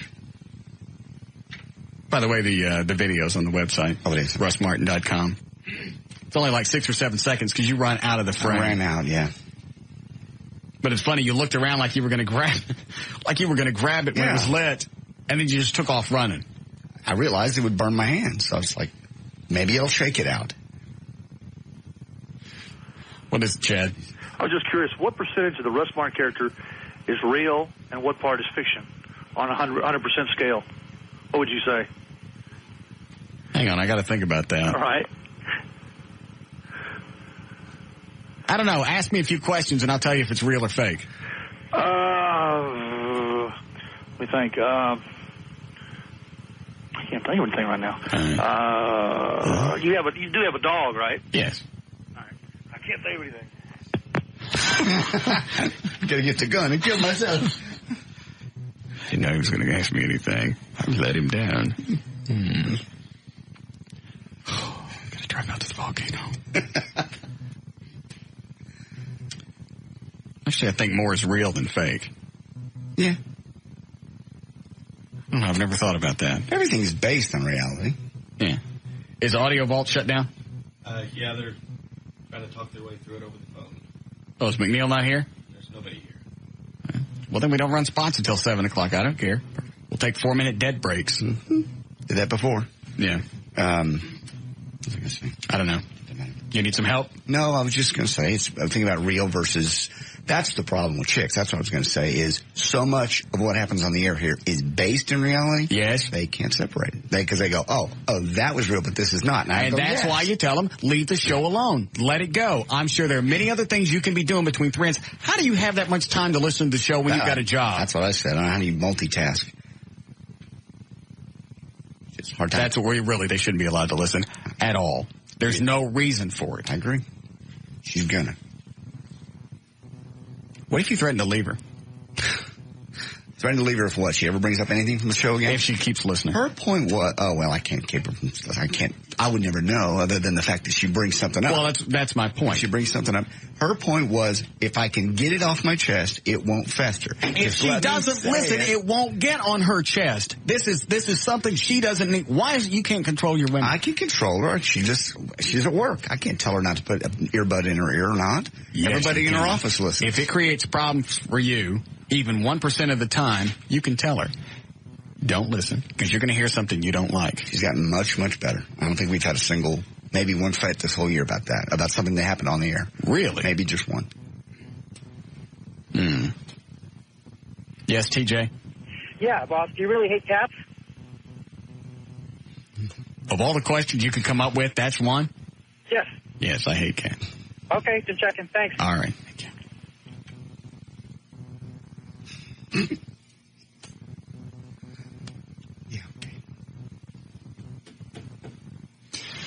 All right, what was it you were going to bring up before the break? Oh, from AskMen.com, the top 10 places to have sex outside of the bedroom, other than the bedroom, the obvious place. Got it. I'll just go down. They have explanations why, but those are boring. That's a quick list. Number 10, movie theater. You ever done it there? Got a hand action there. Got hand and mouth. Taxi cab. No. That's number 9. Never did it there. I don't know how this one got I've done it in a limo. Yeah, okay. Yeah, I have to. All right. This would be outdoors somewhere, but it says Times Square here. A large gathering of people. Okay. Have you ever... Times Square? No, not Times Square, but somewhere out like outdoors, like I did it by the horses in the Las Colinas ones. No, I didn't. Okay, number 7. The only time I've really done it outside I remember was the Performance Hall in front of Eastfield College. Okay. Number 7 is a musical event or concert. No. Okay. House party, somebody else's house. Yes. Number 6, so have I. Whose house? Just a buddy. It was a friend of mine's. It was like his uncle's house, and this place was a mansion. Yeah. You know how big Mark Cuban's house is? Yeah. It was as big as that place. And I just started dating this chick, and she decided that was going to be the time we were going to do it. Mm-hmm. So we went off. I mean, we just kept walking till we got to the other end of the house, found a stand-up shower. Perfect. And made a bottle of Perch shampoo disappear. Very nice. All of it. Oh, really? Almost. Ooh. Okay. House party. I did it at Terry Dorsey's house. What? Oh, that's right. I forgot. Yeah. Did he know that? Not until now. He didn't know it that night. I didn't come out and announce it. Hey, guess what I just did in your bathroom? Which room? That's where you bathroom upstairs by the pool table. Just off the party room. Why was it at Dorsey's house? It was just a Christmas party. I was there with a date, and she goes, I'm going to the bathroom. I'm going too. Okay. And lock the door. I got it. Okay. Number 5, I don't get this one. Restaurant coat check. Whatever. These are just small areas people go and pork. Yeah. I've done this. Number 4, apartment pool. Yeah. Airport lobby. No. 2, boss's desk. Yes. Yes, you have. Yeah. When we left TV station. Right. I didn't like the GM. Mm-hmm. She was an absolute bitch. Mm-hmm. I mean a bitch. She was. It was like our last week there. So I took a chick upstairs, banged on her desk, left her a little present on the carpet. Or in the carpet. And number 1, a major sporting event. Like going to Lone Star Park? Yes, like Lone Star Park. During the races? It was actually during the concert. It wasn't during the race. Saturday night. Okay, fine. Go ahead, Robert. Oh, I'm sorry. Ann. I would like to know how much of the homoerotic relationship between JD and Russ is real. That's real. Not either. That is real. None of it's real. That's all real. Stop it. What is there? Are you like Batman and Robin? No. We haven't gotten to that yet. We're right now, we're still just into a very normal, but... We're not. Okay, thank you. JD and I aren't doing the dress-up stuff yet. No. No, we're not. No role-playing. Do you dress up like Garland Cobb? No, yeah. Yes, I'll dress up like a Garland cop. JD will dress up like a colored fella. Thank you. You're welcome. None of that's real. What? Don't deny my love. Quit it. Don't do this to me. Do this to Gary. I don't want to do it to Gary. Just don't. Don't. It's rub nipples. No. Come on. Gross. I want to put the same stick in my rear that you had in yours. All right, explain that. The bottle rocket. I'm sorry. The bottle. You were notorious for just throwing out little bitty clips. Hey, remember the time we was bumping head? Never said that. Never said that. You just always leave like little clippets just enough for people to go, why was they sticking the stick in the same butt? The bottle rocket. You put it in yours, and then I launched it. Stop! I'm sorry. I'll quit. I'll just quit. Just stop! I'll just quit now. Yes, JT. Hey, Russ. Yeah. How's it going? Yeah, launched in your ass. Yeah, JT. How's it going? Good, still. Well, it's not going good now. I got to go. What is it? I was curious as to how much L.A. Lamont was real. What's your feelings towards her? Oh, is that what we're turning this into, a little of what's real and what's not? Mm-hmm. Okay. I'll entertain this. I actually care for her, but not enough to have a relationship with her. She's a sweet chick. She's funny. She's fun to hang out with. She likes to go do stuff.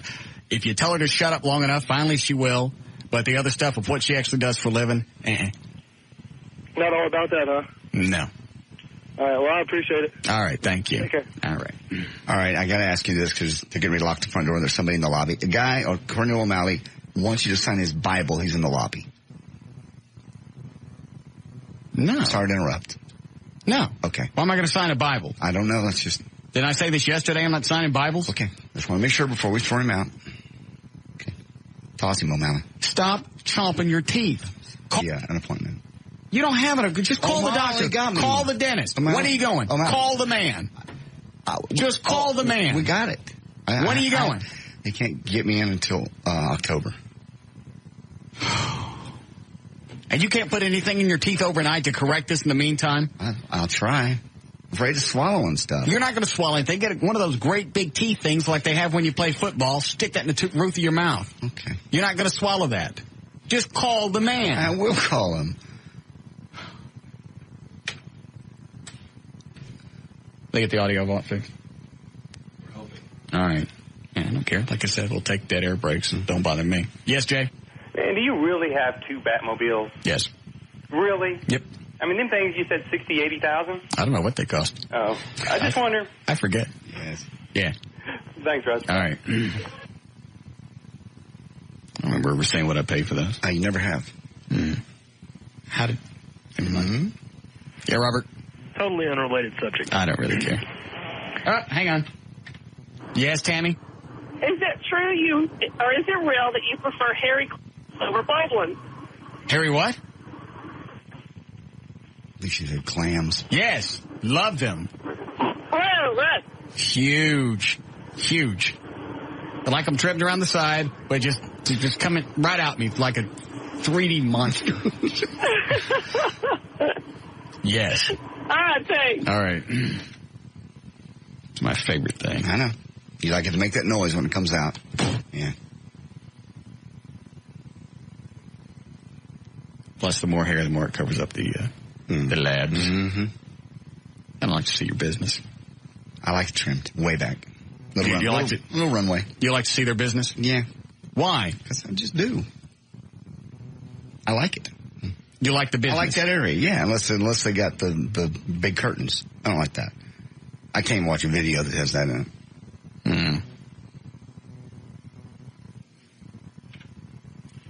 Yeah, Spencer? Probably really have cancer? Nope, not a drop. That's a bit. Yep, we made that up. Took him out of the morning news. We actually had the doctors pop his head open 4 or 5 times just to put in confetti. Wait till he sneezes. Yeah. That's funny visual. Why would we make up Brumley having cancer? What's the payoff to that bit? I don't know. And yeah, we planted the story in the Star Telegram where Philpott, which I thought was a cool thing to do. He's the radio TV critic for the Star Telegram, wrote about Brumley and his cancer and how things are playing out right now. Mm-hmm. That would be a horrible joke. That would be very bad taste. You don't really crack his head open. You just put him out and you hit him really hard in the head. No. A hammer. No. And when he wakes up, it's going to be sore. Yeah. Surgery went very well. Yes. Surgery went great. Got most of it out. Show him like a jar of stewed tomatoes. See? Gross. How we doing, Eddie? See if I want to. Why does it say Stanley on my scar? Go ahead, Robert. Question. Yes. Why is it whenever a normal person has something traumatic or has some sort of adversity in their life? Like Brumley? Yeah. Okay. And then they write a book about it? How I overcame this adversity? Yeah. Everybody applauds. Okay. But yet you have somebody in the military or emergency services have that happen to them, and they write a book, and everybody screams bloody ape-ass that they're taking advantage of the situation. I don't know what the mentality of that is. It's true. It's like with this, Jessica, is it Jessica Lynch? Yes. Yeah. Yeah, we talked about that last week or a week before. People are having a hard time or getting twisted because, she's been called a hero. You do whatever you want, I don't care. But the fact that she's going to make money off of a book or a movie or whatever, they seem to have a problem with that. Right. It was the person making the most noise was another parent of someone that was killed over there, and I think it's just one of those, she came back alive, and now she gets to write a book and make all this cash. My kid's still dead. Well, you know what? I don't believe Jessica Lynch killed him. I know. Why should she be punished because your kid didn't make it? Exactly. And they're doing the same thing, or they did the same thing with the Chief Moose with the DC, was it DC Snipers? Yes. Yeah. They didn't want him to write a book. Mm-hmm. Well, why should you make money off this? Well, he went through it. You're right. I don't know where the hell it comes from. I'm guessing they're all eating it straight out of the bag. Yeah. With that. Yeah, it seems like people in the military or police, fire, or whatever, something rotten happens to them, they want to write a book. Let them do it. Not like they make a bunch of cash to begin with. Yeah. I guess it's the mentality they were serving our country or the city, and as a result, your payment was just your service, and you shouldn't make cash on it. That didn't make any sense. I just think that's the only mentality I can see.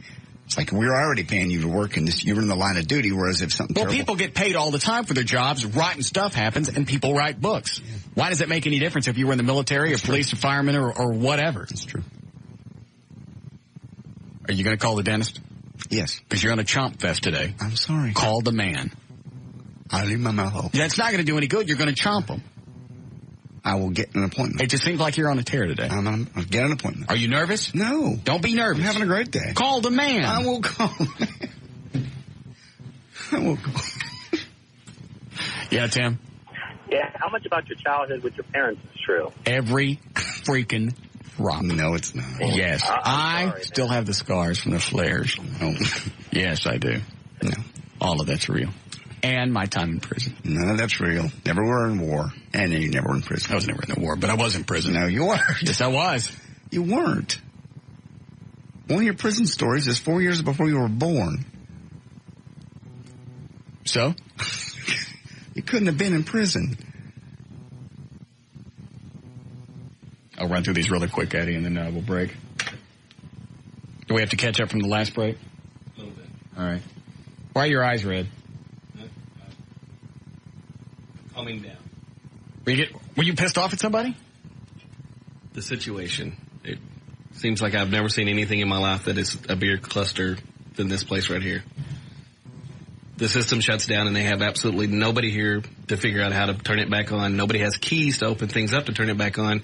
And I'm almost positive that right in the middle of a break, they're going to reboot the system because they're morons. Wow. I mean, look at Eddie's eyes. I know. I mean, he's so twisted. His eyes are all beet red.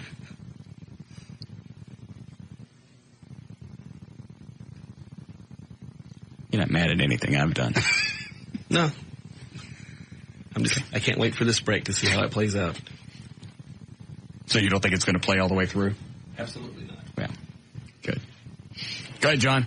Hey, Russ, well, since you're being honest, yes, who do you prefer, Dan or Trey, to bring back? My gut, right off the top of my head right now. The honest gut feeling, if you had to make a decision, draw your line in the sand, and this is what we're going to do. Dan. Thank you very much. All right. I don't know why anybody cares. I just like the way it feels when Dan's in the studio. I agree. When Trey comes in, the temperature drops 18, 20 degrees. He's still got the dirt on his feet from his coughing. He tracks it all over the place. He sucks the life out of me. It doesn't happen like that. Something will happen on the show he doesn't like. He'll bow up. He'll cop an attitude. Then I got to chew his ass, and he'll back down. And he does it every time. And I don't have time to deal with it. But he's a really hard worker, and he's a good kid. He's just stupid. Not stupid. Just doesn't keep up with the show the way it needs to be in for you. And I like him. I get along great with him. I think Dan can come back and adapt the way I need. Sit in the office, produce the show, come in from time to time. Boom, that would be done. And Dan's never called and left me a message, called me a effing a-hole. No. He talk about me behind my back in the office? Mm-mm. Swear. Screw you, Eddie, he'll tell me. You ever talk about me in the office? Not in the office. Where did he talk about me? Seems like we had a conversation in the parking garage one time. With Dan? Yeah. I mean, it was one of those things where he caught himself halfway through and he said, maybe I shouldn't be saying this. So he started twisting it in a different direction. What'd he say? I need to know these things. Okay. Give me a few minutes because it's been a while. Okay. All right, we'll do this break and then we'll come back. Wait a minute, here's a chick. It's got me figured out. Okay. Hi, Sarah. Hey, You've got me figured out? I think I do. Can you wait through this commercial break? Yes, All right. Don't run off. I won't. I'll go heat up the wrought iron. All right, we'll be back.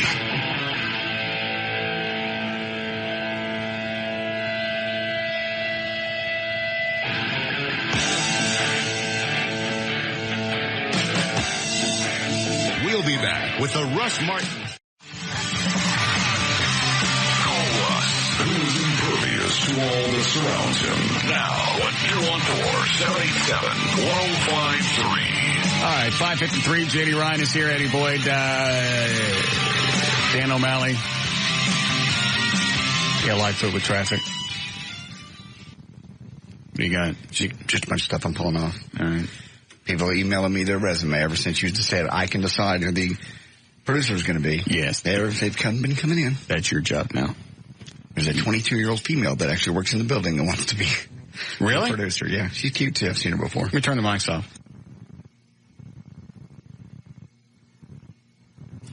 Little what? Just short hair.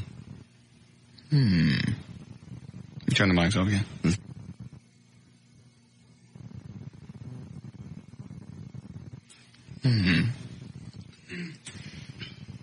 Really? Mm-hmm. But you don't want you to say anything? Probably not. Yeah, okay. How come she don't like working with Fitz? Quit it.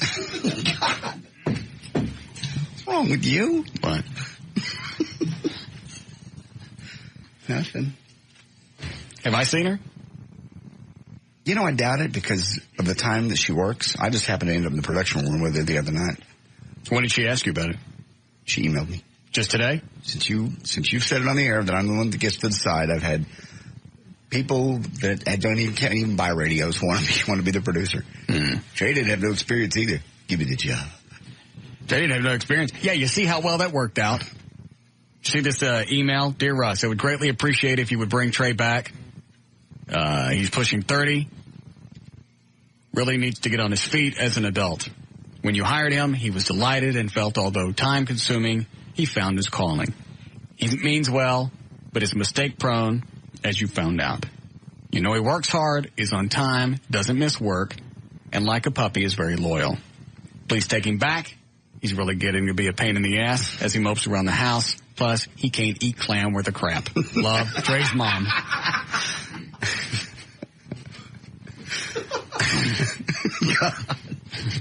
That's what it says. I know.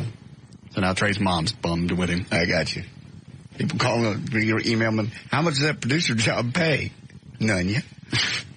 You got to ask, and you don't need the job. Russ, bring back Dan and Trey. Find out which one wants to do the job. This goes on and on. Yeah, I've seen most of those.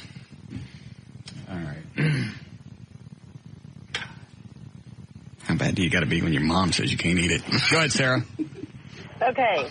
You have two personalities, right? On the air and off the air? Oh, that's right. I forgot. You're the chick that's figured me out. Yes. Okay, yeah, I have two personalities. Okay, your on-the-air personality is very simple. You hate everyone. You just hate some people less than you hate everybody else. Okay. I think that off the air, you're not quite as cocky as you want everybody to believe that you are. I just think that you've worked really hard for what you have and where you are, and you enjoy the finer things in life. Mm-hmm. I think that you're very honest and true to your word, especially where your friends are concerned. Mm-hmm. And I think that you're also very private off the air. Yes. And that's just it. It's simple. Mm-hmm. Well, that doesn't sound like a revelation, does it? No, you've admitted to most of those things on the air. Oh. Well, my bad. I'm sorry. How long have you been listening? A couple of years. Oh, really? Yeah, since the Eagle. Okay. Well, still happy to have you. I do have a question, though. All right, go right ahead. When you were walking naked on the tollway, I heard that there was a helicopter guy from one of the Christian stations that got fired because he was screaming expletives at you. I remember that. Somebody was doing a traffic report. They wasn't screaming at me, but somebody was doing a traffic report, and I can't remember all of it now. Either saw us running naked. I forget how it all played out, but I think somebody got in trouble over that. Yeah, I think so. Because he screamed, like, look at her yams or whatever. Yeah. When Valerie and I ran naked on the tollway. All right. Well, that was it. Y'all have a great day. Thank you. Bye. Well, that was no big flash. No. What's Gal doing on the phone? We didn't do news. Unless she wants to do it now and go home. I'll just do traffic now. We'll do news in a second. Hi, Gail. Hi. You want to go ahead and do it now? Well, sure. Okay. What do you got? Well, I've got Walmart for the sponsor. And westbound 635 past Marsh Lane, there's an accident and traffic backed up to Welch. So far, only the HOV and left lanes are open, so it's a biggie. Southbound 35 at Motor Street, the left lane blocked by a crash. You're backed up to Mockingbird Lane. On northbound 75 at Lovers, there's a wreck.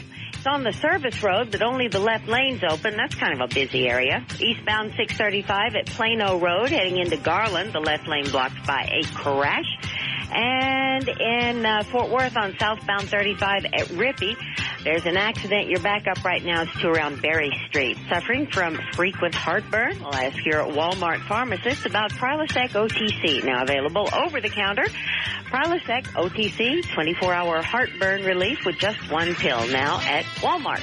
Have a great evening. I'm Gail Lightfoot on Live 105.3 to talk at Rocks, Texas. Thank you, Gail. 67 for the low tonight. Tomorrow, pretty much a carbon copy of today. Sunny and 87. It's 88 degrees now. Live 105.3 to talk that Rocks, Texas. All right. We'll flip-flop this. We'll come back and do news. Okay. Eddie, open up a phone line to the hotline. I want to launch this rocket. I want to see what the flames look like before I stick it in my toot. It's big. You're right. This stick is 2.5 feet long. Right. The actual rocket itself is over 6 inches. Yeah. I'll bet you the flames come out at least a foot. Probably.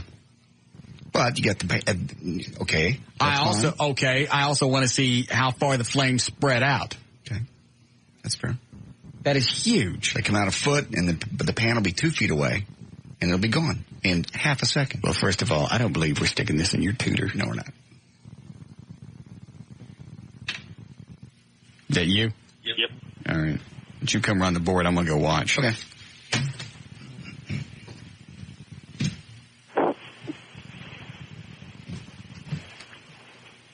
Can you hear me? Yeah. All right. Here we go.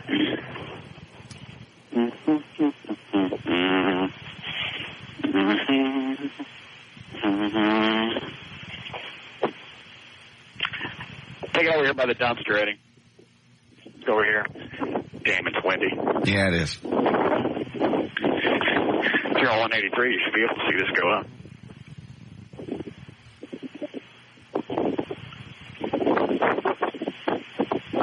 Eddie, get on the other side so the wind will block it, so you can light it. Yeah, that's fine.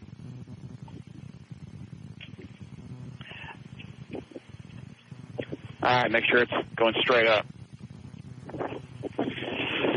All right, good, yeah. Holy Jesus. What?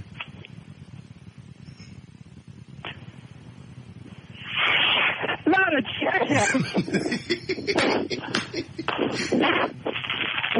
Oh, that was pretty sounding. No. It was pretty. Yes, it was quite dandy. The flames came out 2.5 feet. The flames were longer than the stick. My ass. All right, well, would look like my ass would look like 2 no Carters side by side. We have smaller ones. No. We'll get back. All right. Did you hear all that? Yeah, yeah. You can even hear the little crinklies afterwards. The golden, whatever it would be. Well, now that I've seen it launch, yes. Let me ask Eddie something, if you don't mind. What's the matter with you? I just figured it would be powerful enough to actually pull itself out. Actually, it will pull itself out. But did you see how far the flames went? But the way the bowl's going to sit on you, they'll curve out. They're not going to it's not going to hit you. All of a sudden, the fun's gone out of this bit. Why?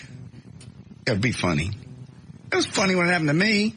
You had a little short rocket. Okay. We use this one of the, we have smaller ones. That's the biggest bottle rocket I've ever seen in my life. That's like the one he shot me with on July 4th a couple of years ago. It was not that big. Yes, the hell it was. Eddie, was it really that big the one hit him? No. I didn't think so. How about? I think it was actually smaller than one of the regular ones. I don't care what it was. It was huge when it was coming at me. It was pitch dark, and I was 30 yards out, and he's shooting fireworks from his house. I'm out in the field, and I see it coming at me. And all of a sudden, I'm getting flashbacks. Of what? Numb. No, you weren't. me in the arm. I know. Knocked me down. No, it didn't. Yes, it did. He didn't knock dead. He didn't knock him down. No. I don't think so. Oh, and you weren't in here. Huh? During this last break? Right. Eddie told me what Dan actually told him in the parking lot that one day. Really? Yes. He's never said anything to me. Well, if what Eddie just told me is true, listen to this. Okay.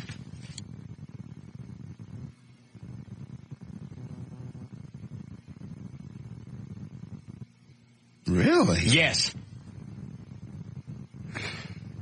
How long ago was that? It was at the old building. Okay, so I should be pissed off at you that you didn't tell me that.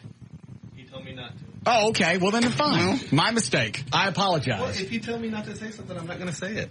And you don't think I need to know something like that? Well, I mean, obviously I did. It was just, and it had eaten at me for a while, but it was just something, it's one of those deals that he specifically asked me, this is between us. I mean, I've asked people that before myself, please don't let this go around. And what would you have done if he had told you? Fired him on the spot? That'd have been it. Really? If somebody said,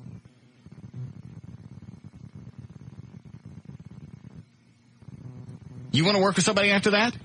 No. That's something I needed to know. Okay.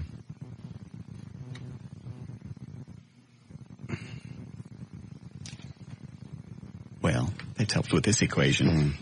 Not really. And I'm not hiring Trey back just because his mom don't like the way she eats it. Quit it. That's not my concern. I don't believe that came from his mother. I'm just reading the email. Okay. It's from an AOL account. It must be real. Oh, I get you. And no, that ain't going in my ass. Okay. Well, not that one. How about the smaller one? I'll do the other one. The other one didn't burn you, did it? No. Maybe afternoons. Okay. You ready to go? Did you do a legal ID? Is that a yes? All right. 606. And you're not going to tell me that when somebody says, obviously he's questioning my character? Like I said, it was just one of those deals. I mean, honestly, that's something that's a character flaw, I guess, in my opinion, or in my. Well, just because somebody says, "Hey, you know what? I just told you something." By the way, let's keep that between us. He said that beforehand. He's like, "Going, is this conversation is between us?" And I said, "Yes." And he goes, "It'll go no further." And I was going, "Okay." And at that point, I mean, my hands were kind of tied. It was just I'd already agreed that I wouldn't repeat anything. And I mean, should I be upset? There's times when people just have to vent and just say things that, taken out of context, sounds bad. Bad sounds horrible. Okay. But I think he was just venting. And he prefaced the conversation with, can this stay between us? So, I mean, Eddie's, yes. I mean, I don't think you should be upset. I think you should take that into the equation. All right, fine. But I don't think you should be upset at Eddie. As long as I understand how the people around me are. Well, he never said anything to me. Other than, the daily disgruntles of, I set that up and he didn't want to do it, and I did that and he didn't want to do this. Just normal stuff. That's day to day, everybody. All right, fine. Okay, fine. Do your news. Okay. Don't look at me like you're mad at me. I didn't do Did you know any of this? No. I wasn't there. Fine. Do your nasty little news. God. Brought to us by The Secret. Speaking of secrets, The Secret Bar and Sports Pub. That's a funny joke. Say that again. No. Don't be ugly to me. I didn't do anything to you. Speaking of secrets. Friday night, The Secret Bar and Sports Pub. I'll be out there 10 at midnight. Lower Greenfield, no cover. Kitchen open until 2. And I got Southwest Airlines tickets to give away. Good for you. It'll be Friday night. President Bush said today there was no evidence that Saddam Hussein was involved in the terror attacks of September the 11th, 2001, disputing an idea held by many Americans. He said, quote, there's no question that Saddam Hussein had al-Qaeda ties. We have no evidence that Saddam Hussein was involved, however, with the September the 11th attacks. Texas House has approved a Republican-drawn congressional redistricting map after they left the state twice and came back, and it's gone through. Now the plan will move to the Texas Senate. The Democrats favor only suburban and urban households, and that's why 51 House Democrats fled to Ardmore, Oklahoma earlier this summer, and why 11 state senators went to Albuquerque, New Mexico in August in hopes of killing the issue. This is the paper that was at the bottom of the rocket. Oh. Why did you use this, by the way? I just wanted to see what it would do. Okay. He put this down at the base, the thing that was holding the rocket up. Right. See what it did to this sheet of paper? Yeah, it looks like gunpowder burns. That looks like you fired a gun close to it. It's like shotgun blast. Yeah. See these holes? Yeah, that would have been your butt. Well, actually, the pan would keep all that from hitting you, though. I am not sticking a machete in my ass. It's huge. I never even seen one that big, so.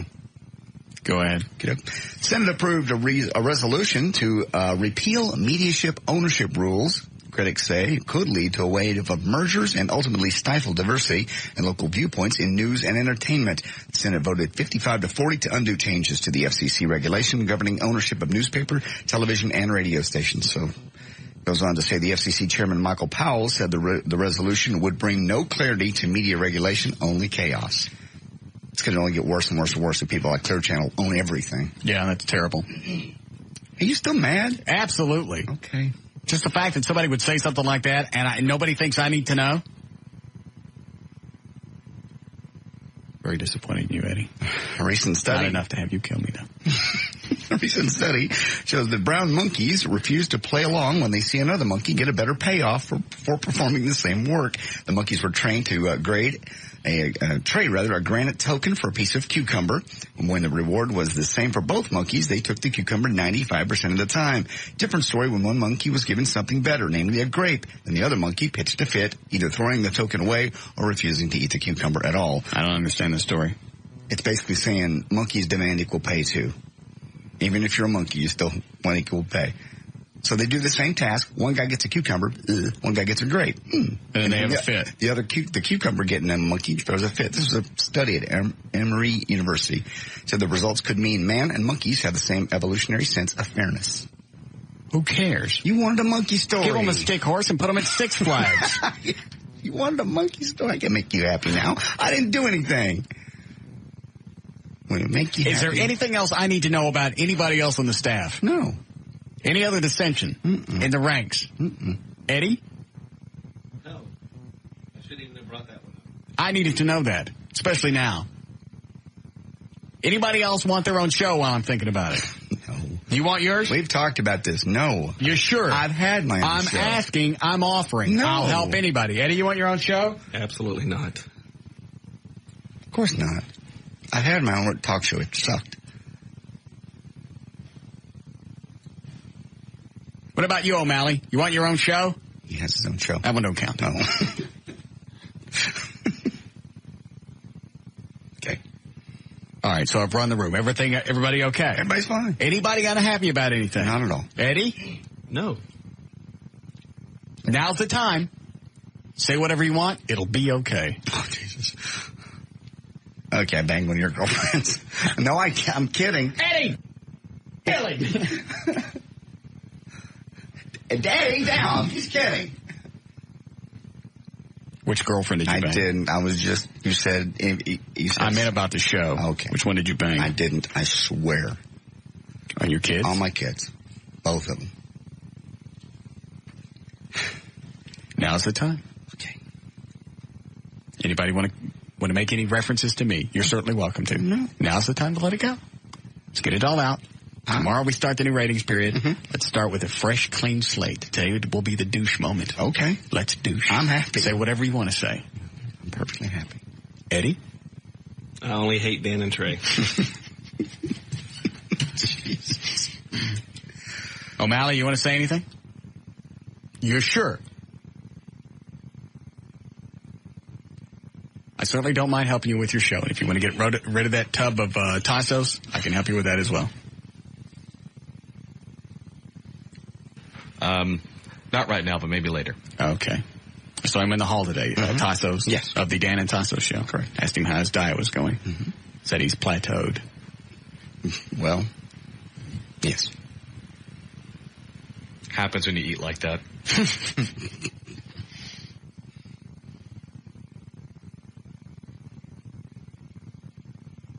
What? He's fat. I know he is.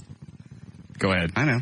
According to a new survey, British workers, 65% of them use the instant message program for personal use. 50% use foul language on them. 40% use IMs to scheme with colleagues to talk about their boss behind their back. And nearly 33% flirt heavily over the IM. The same survey showed that Americans, only 20% use instant message to flirt or badmouth the boss. And finally, according to a sleep expert at the England University of Surrey, you can tell a lot about somebody by the way they sleep in bed. For example, if I like to sleep with a knife in my back. Makes me comfy at work. That's not one of the options here. For example, if like 51% of the women, you prefer to sleep on your side in the fetal position, you probably tend to be shy and sensitive. The soldier position, lying flat on your back with your arms at your side, you tend to be quiet and reserved. The log position, that's on your side with your legs and your arm pointing down, you're probably easygoing and friendly. I like to get the pillow and draw 2 faces on it. Makes me feel like I'm sleeping with coworkers. God. They don't work here anymore. The yearner on your side with your arms outstretched, I've never seen anybody do that. These people are suspicious. That would be you. You don't know how I sleep. How do you sleep? Sideways with the pillow up against me. That's what I do. Let me look. That'd be this. Well, the starfish is on your back with your arms and legs stretched out. You'd be a mild-mannered person and a good listener. I'm trying to see what you would be. Log on your side with your legs and arms pointing down. That's you. Probably easygoing and friendly. So much for that one. There's news and information. I'm J.D. Ryan, Live 105.3, The Talk to Rock, Texas.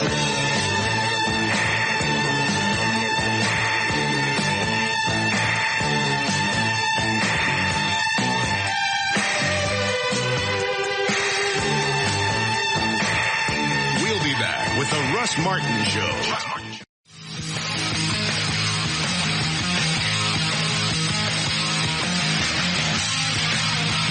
Here are the rules for calling the Russ Martin Show.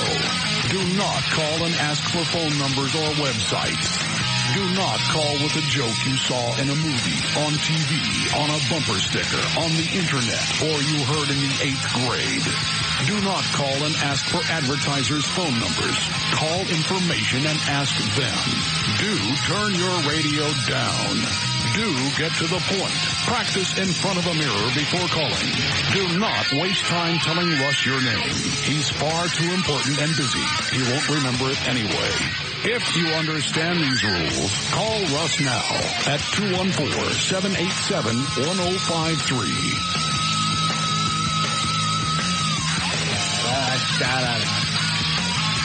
Hey, I got a quick question. It's not very interesting, but I forgot to ask earlier. What happened to Larry Dixon over on KVIL? You know, I don't know where he went. I just know he's gone. I looked at their website, and that funny-looking Mickey feller was on there. Mickey Miller? Whatever. Mm-hmm. It's a funny-looking one. Yes. I don't know where Larry went. All right. I'm just curious. Somebody said they had a new chick on the KVIL morning show, so I went to look at the picture. She's all right. Yeah. But I didn't see no mention of Larry Dixon. No, he's gone. I know he's gone, and I believe Craddock's ex-producer, who now works over there, told me the other night, but I forgot where he went. Oh. Okay. Dandy. What are we playing today, Eddie? What did I tell you? All right. Go ahead, Brenda. Hey, what's going on? Ugh. You know what? No. I got my bubble burst before I even got to talk to you. Why? Well, because I guess it's Eddie answering the phone. O'Malley. O'Malley? Mm-hmm. He told me I wasn't your type. Why? Well, because apparently I'm 43. Oh. It's me, but I'll look good. What's wrong with 43? You're 42. I know.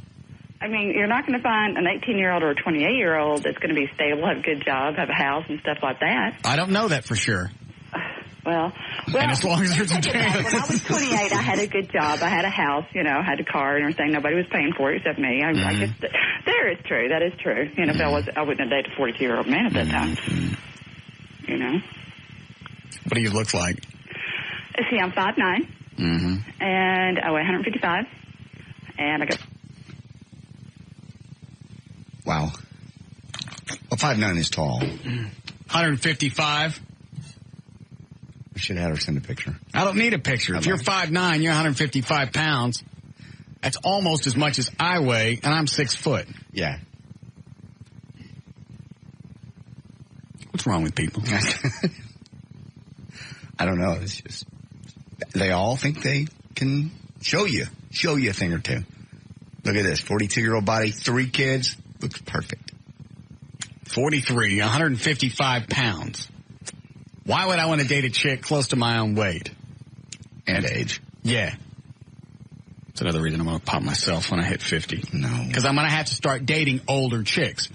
Right now, for whatever reason, I can get them a lot of 15, 20 years younger. But when I'm 50, that means I'm going to have to start dating 30-year-old chicks. No, a lot of guys that are 50, 60 date chicks in their 20s and 30s. You'd be okay with 30, he said. Yeah, 30's all right. Yeah. 43. And if she's 43, she's already been married at least once. And you know she's got a kid floating around someplace. Yeah. I don't even care about the rest of that. She ain't 6 foot and she weighs 155 pounds. Mm-hmm. Oogie. Yeah.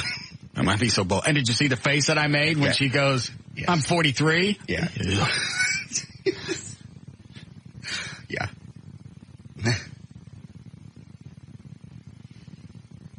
I'm going to do something right before I took that phone call. Man, I've been in a funk all day. I can't think of what it is. You going to fire the other rocket on your tuchus? I haven't decided yet. Okay. All I know is the whole Dan Trey thing's been settled, at least as far as the Dan goes. Settled? There will be no Dan. Okay. Would you like me to continue looking at outside sources? Who's the chick you keep pitching me? I even said during the break, I don't think so. Okay. I just ask you. What are we going to do with a chick? Then you got to worry about what you say off the air. Yeah, that's true. Then you got to worry about sexual harassment and anything else that goes along with it. Especially with a show like this. Good point. I don't want any chick anywhere around this. I don't have to worry about that stuff. Unless you think there's a slight chances of poo nanny in it. Well, there's always that chance. How sad is that? We got people in the building on other shows. Yeah.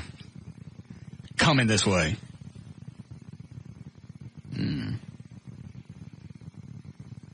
What does Doug want?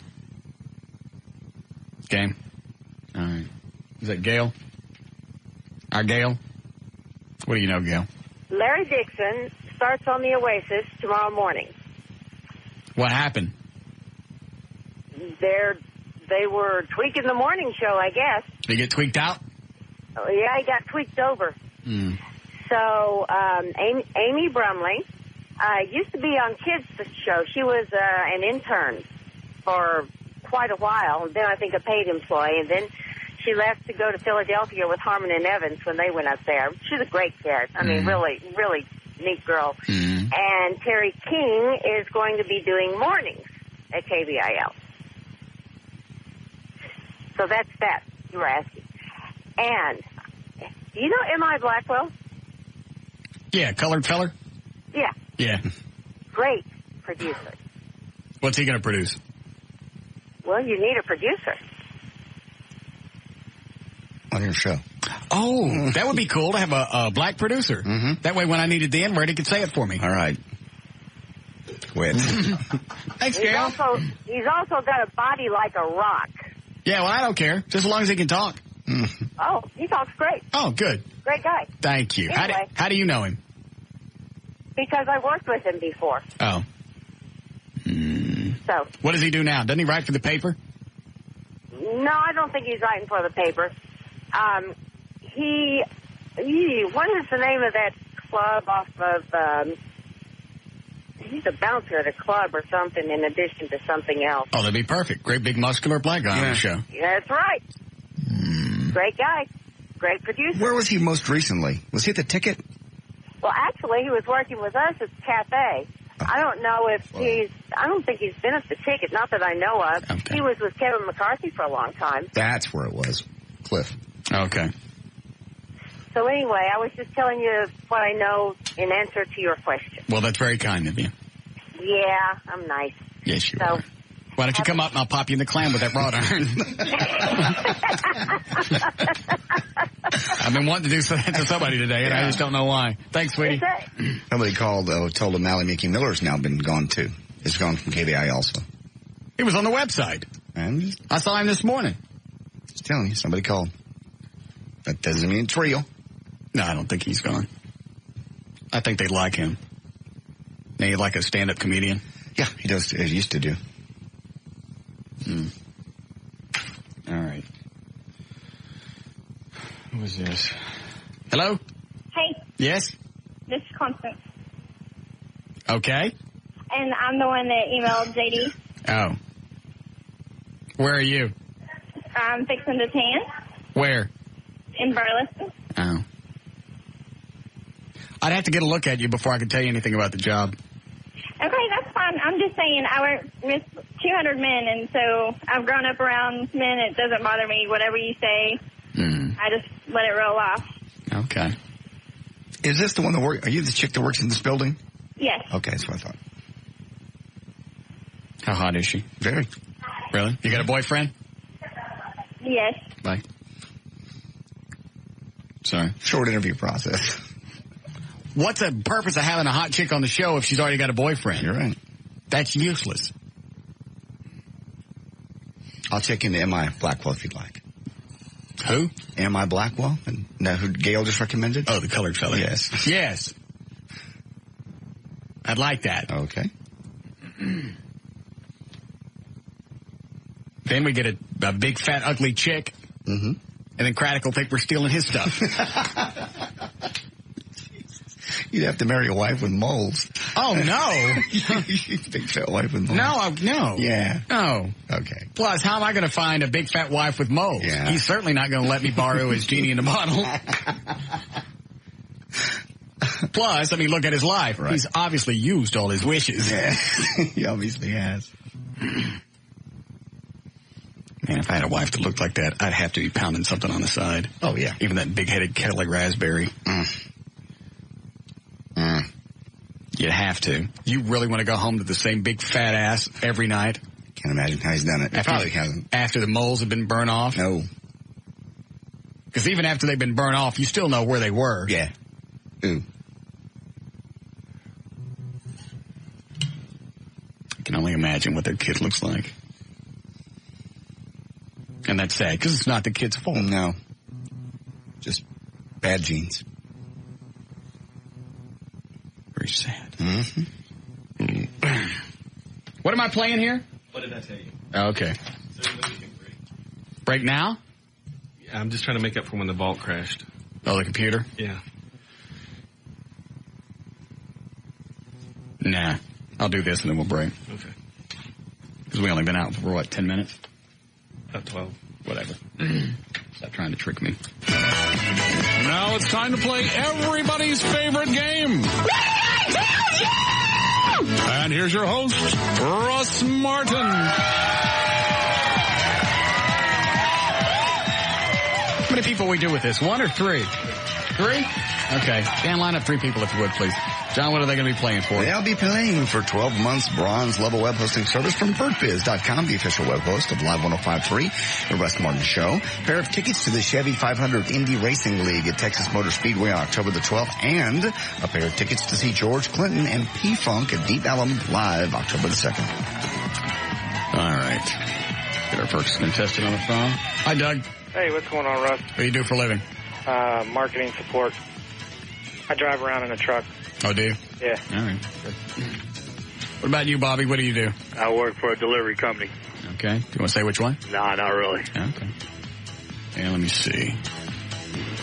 I'm not going to go with 3 people. These 2 lines are too clear. I'm not going to push my luck. Okay. All right. I'm going to ask you questions about the show. If you know the answer, say your name. Your name's your buzzer. We're ready to go. Everybody got that? Yep. Here we go. All right. Which? Hang on a second. Which one is the finisher, Eddie? That one. That one? All right. Here, mark that for me now. Thank you. Try not to let anybody else stab me in the back while I'm doing this game, if you would, Eddie. Thank you. That really disappoints me. I figure Eddie of all people, because he's always seemed to have my back on everything. I know. And then Dan's going to tell him that, and he's going to sit on that for what? 2 years? A year? Would you rather not be able to trust me? I mean, that's not a trust issue between you and I. That was a trust issue with Dan.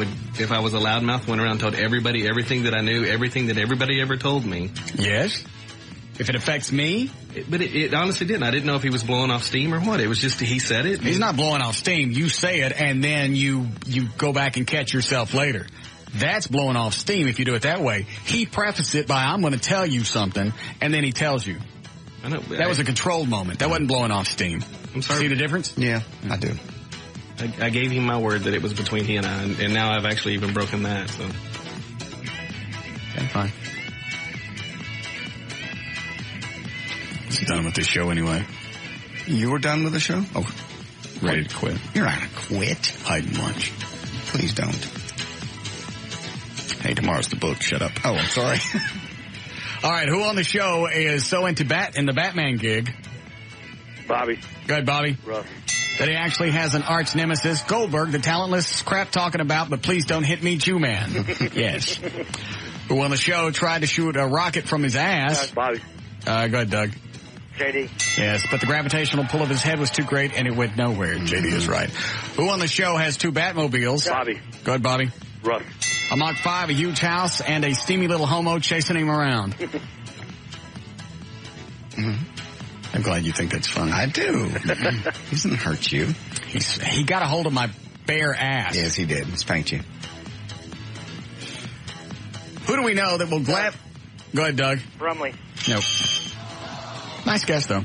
Who do we know that will gladly do the rocket in the butt thing to get his job back, mostly because he's used to having a stick between his legs anyway? Bobby. Go ahead, Bobby. Trey. No. Oh. Go ahead, Doug. Try it. Dan. Yes, Dan Rose is right. The stick horse. Who on the show is most often pitied? Oh, pitied. I'm sorry, my mistake. Who on the show is most often pitied by people because of the size of his head makes him look retarded? Yes, Bobby? JD. Yes. Who do we know that is back from sabbatical and ready to get the bus station bathrooms looking clean as a whistle? Doug. Go ahead, Doug. Dan. Nope. Oh, Bobby. Go ahead, Bobby. Brumley. No. God. Sounded good. That's cold. Ken Goldberg. Oh. Who on the show has to use a lawn service to cut the hair on his massive Bobby. head? Go ahead, Bobby. JD. Yes. Who do we know that is really a master thespian because he's acting like he doesn't mind being unemployed? Bobby, go ahead. Dan. That's right. Who on the show had a special shirt made that says, "Stop looking, it's just my head"? Bobby. Go ahead, Bobby. JD. JD is right. Let's see, I don't like that.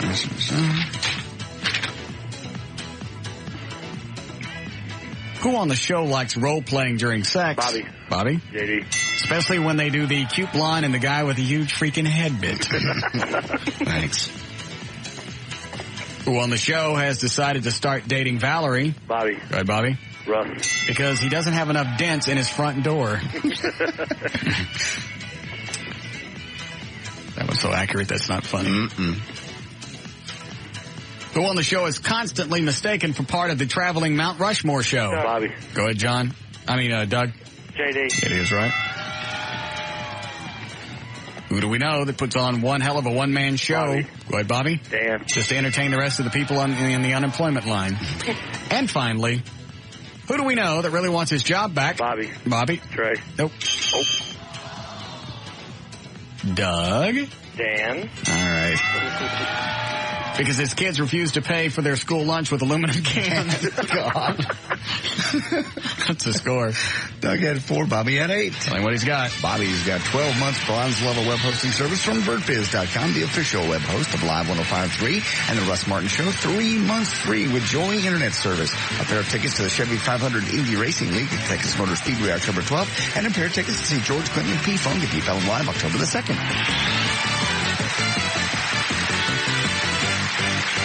We'll be back with the Russ Martin Show.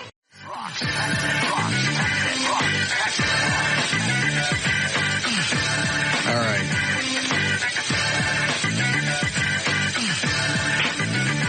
Tomorrow's the start of the fall ratings period. Right.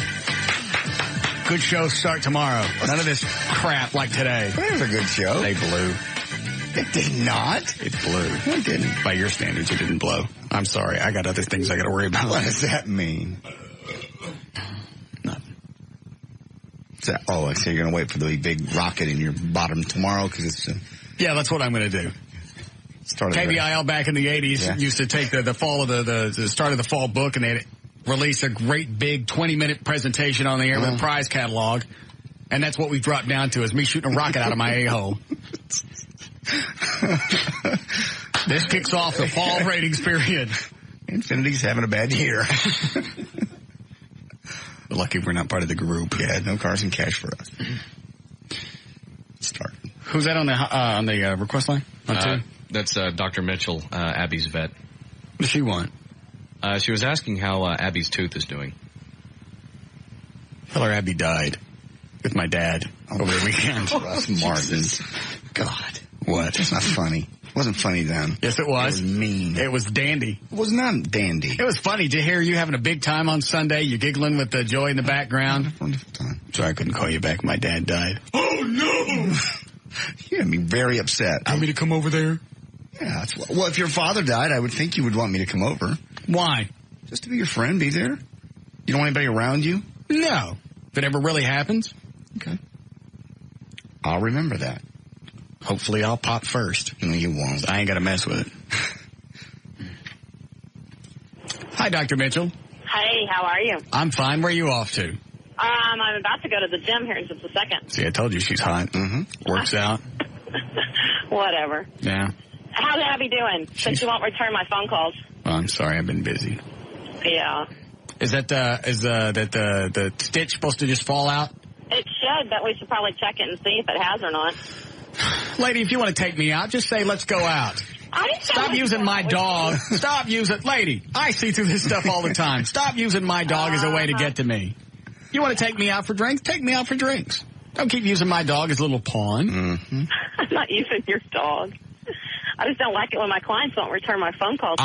You know what? Sometimes I don't get all the phone calls that come in. I'm a very, very busy man. You don't get all the phone calls that go into your house? No. Ah. I've got one of those answering machines. Every time the power flashes, I lose everything. I do. I believe I know. I see. Well, you should think about us and call and give us updates, you know. Well, it hasn't been recent that I actually pried her mouth open and looked at her. Exactly. That's why I know I have to harass you to find out what it's doing. Lady, just take me out for drinks if that's what you want. Yeah. You get a couple of drinks in me and you hit me with some of those horse tranks, you can do whatever you want. Oh, you're funny. Mm. You're a funny, funny guy. How long are you going to be working out tonight? Probably just about an hour and a half. Wow. What do you do? What do you work on? I'm going to do the abs class for about 15, 20 minutes of abs and back work, and then this may be the whatever perfect classes chick. after that. I think it's Pilates now tonight. Pilates. It used to be a yoga class, but I don't know if I'll stay for sure or not because I'm going to go out here in town tonight. So. Who are you going out with? Nobody in particular. So. This could be the chick. She could. She could. She loves animals. Ever been married? She got a job. I don't know anything about her. Oh. Have you ever been married? Never been married. Okay. No, I've never been married. No kids? No kids. Wow. And she works out. But do you want kids? Not necessarily. Wow. And what better person to leave my dog with? No kidding. If anything ever happened, she's there. She's an expert. She's a vet. And then later, when she and I become sexually active, right, she can get me all those horse drugs. No. No. Yes. No. Well, I'm not sure which drugs you're referring to. I'm sure we can get plenty of animal drugs. We'll talk about that later. Anyway. Well, you have a good evening. I have to go because I'm at the gym and I'm on my cell phone and I don't want it to, mess up because you'll yell at me for that. So. Well, that's quite all right. Well, I'll call you later. Okay. All right. All right. Bye. Maybe we'll have a conversation over a couple of drinks.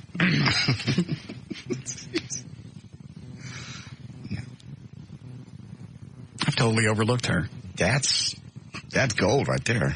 Hot chick. She's probably late 20s. Perfect. And a vet? Mm-hmm. Man. Boy, that is... Dude. How could you overlook that? Well, every time I've been in there, it's because Abby's been sick, so I don't really focus on everything else going on. I just want to get Abby taken care of. And any time that they put her to sleep for surgery, that wigs me out. I understand that. You just watch them go limp, and you have to take their word for it that they'll unlimp. Sorry if I'm being too technical. That's all right. I don't like that at all. Then I got to sit with her all day. Yeah. Just to make sure she's not going to yak or something's going to happen.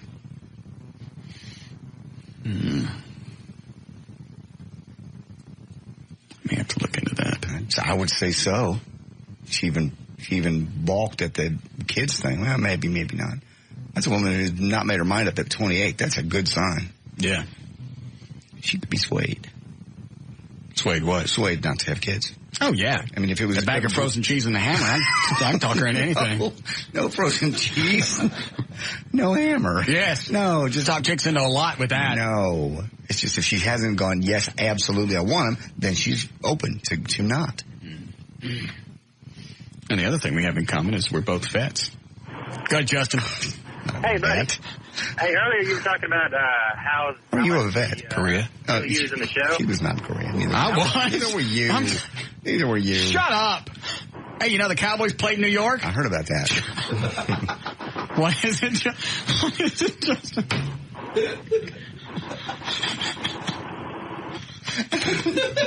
This look on your face when I brought it up Monday. Hey, why don't we go watch the game? Well, they're playing in New York. Just assuming you thought they were down the street. What do I care if they're at Texas Stadium? I haven't been to Texas Stadium since the mid-'70s. I know. Will you go the day after your birthday, October 5th? They're back in town. Why? We can go for your birthday. Have a little birthday party for you.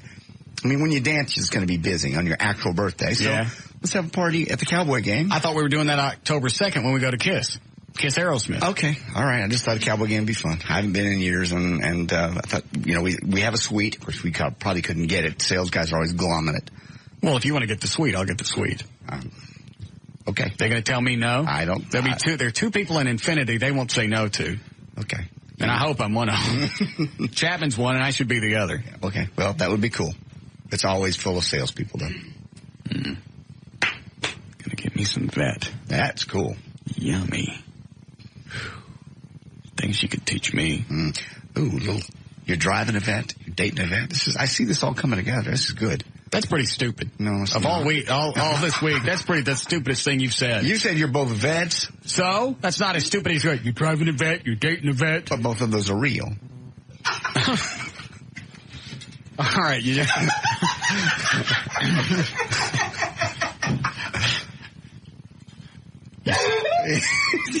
You see what you did. I'm sorry. I hope you're happy. I'm not. I'm so sorry. Your ultimate stupidity. Yeah. How's that stupid? That's true. Shut up, Eddie. What do you think he's laughing at? It's true. He ain't laughing because it was humorous. He's laughing at your stupidity. It's not stupid. Yes, it is. No, it's true. It's cosmic. It's all coming together. It's cosmic. You drive in a vet, and then you take her out, and you drive the vet. All right, go ahead, Eddie. Laugh. You're stupid. Take you out, but I got to go to New York to watch a Cowboys play. What is it about 7 o'clock? And is this when it checked? Is this when? Are you supposed to have it back to Blockbuster by now or what? No. Something seems to happen in your head right about before 7 o'clock. Made perfect sense to me. That's what I'm talking about. I didn't know that. You didn't know the Cowboys weren't in town. You don't follow the Cowboys. That's why I knew I could go watch them. You just made me cuss. Did I get it? I think you got it. Where the hell else do you think I'm going to go watch the Cowboys? At the stadium. What are you, stupid? What's wrong with you? Why did you watch the game at the stadium?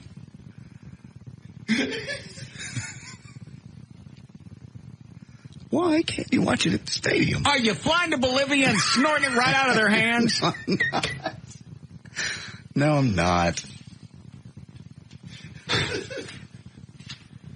Oh, God.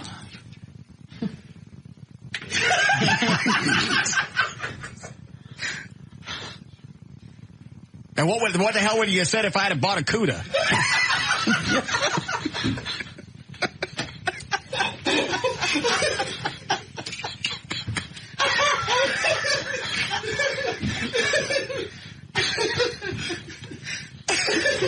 That doesn't really make any sense, but you kind of get the gist of where I'm going with it. Yeah. Just making a cosmic reference. By the way, you're enjoying the Dixon and Miller show. Yeah, Justin? How much of the Russ Martin show is in your real life? Half of it. Half of it? I don't know. Well, you were like, telling JD your dad died and stuff like that. That just sounds like a bit, but in real life. Oh, no, yeah. I really did that on the phone. Yeah, he did that. I know, that's what I'm saying, but how often does that filter into your real life? stuff like that. Stuff you do on the show gets in your real life. Oh, pretty much it's the same back and forth. Just the same crap you'd pull on your buddies. Mm-hmm. All right, cool, thanks. All right. I don't really think I know what his question was. He asked me about my vet. Which one?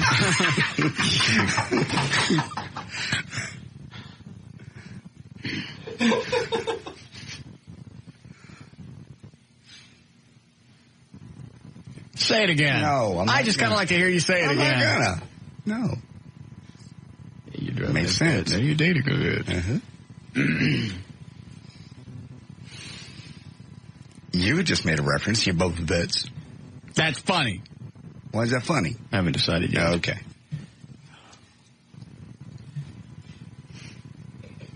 Let's do the plugs before he loses his Okie dokie. Go ahead. Come out and see Russ. I'll come out and see myself, rather, at the Secret Bar and Sports Club Friday night. Oh, God.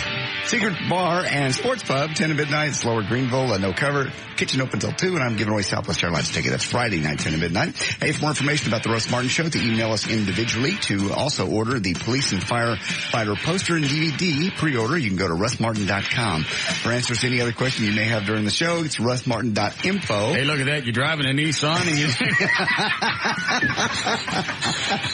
Studio at russmartin.com. The other sites are johndavidryan.com, eddieBoyd.com, Daddy's little nip.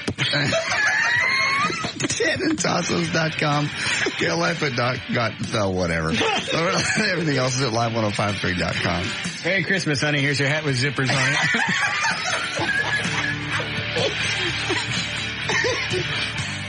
This has gone way beyond stream of consciousness. Yes, I know.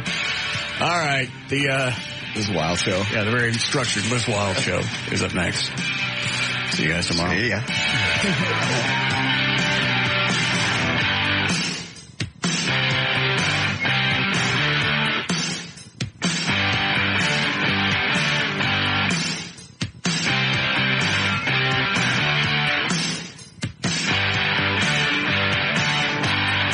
You can't. That one can't make it to the air. You're right. They don't make those up. No. Great big grills on them. All right. That's it.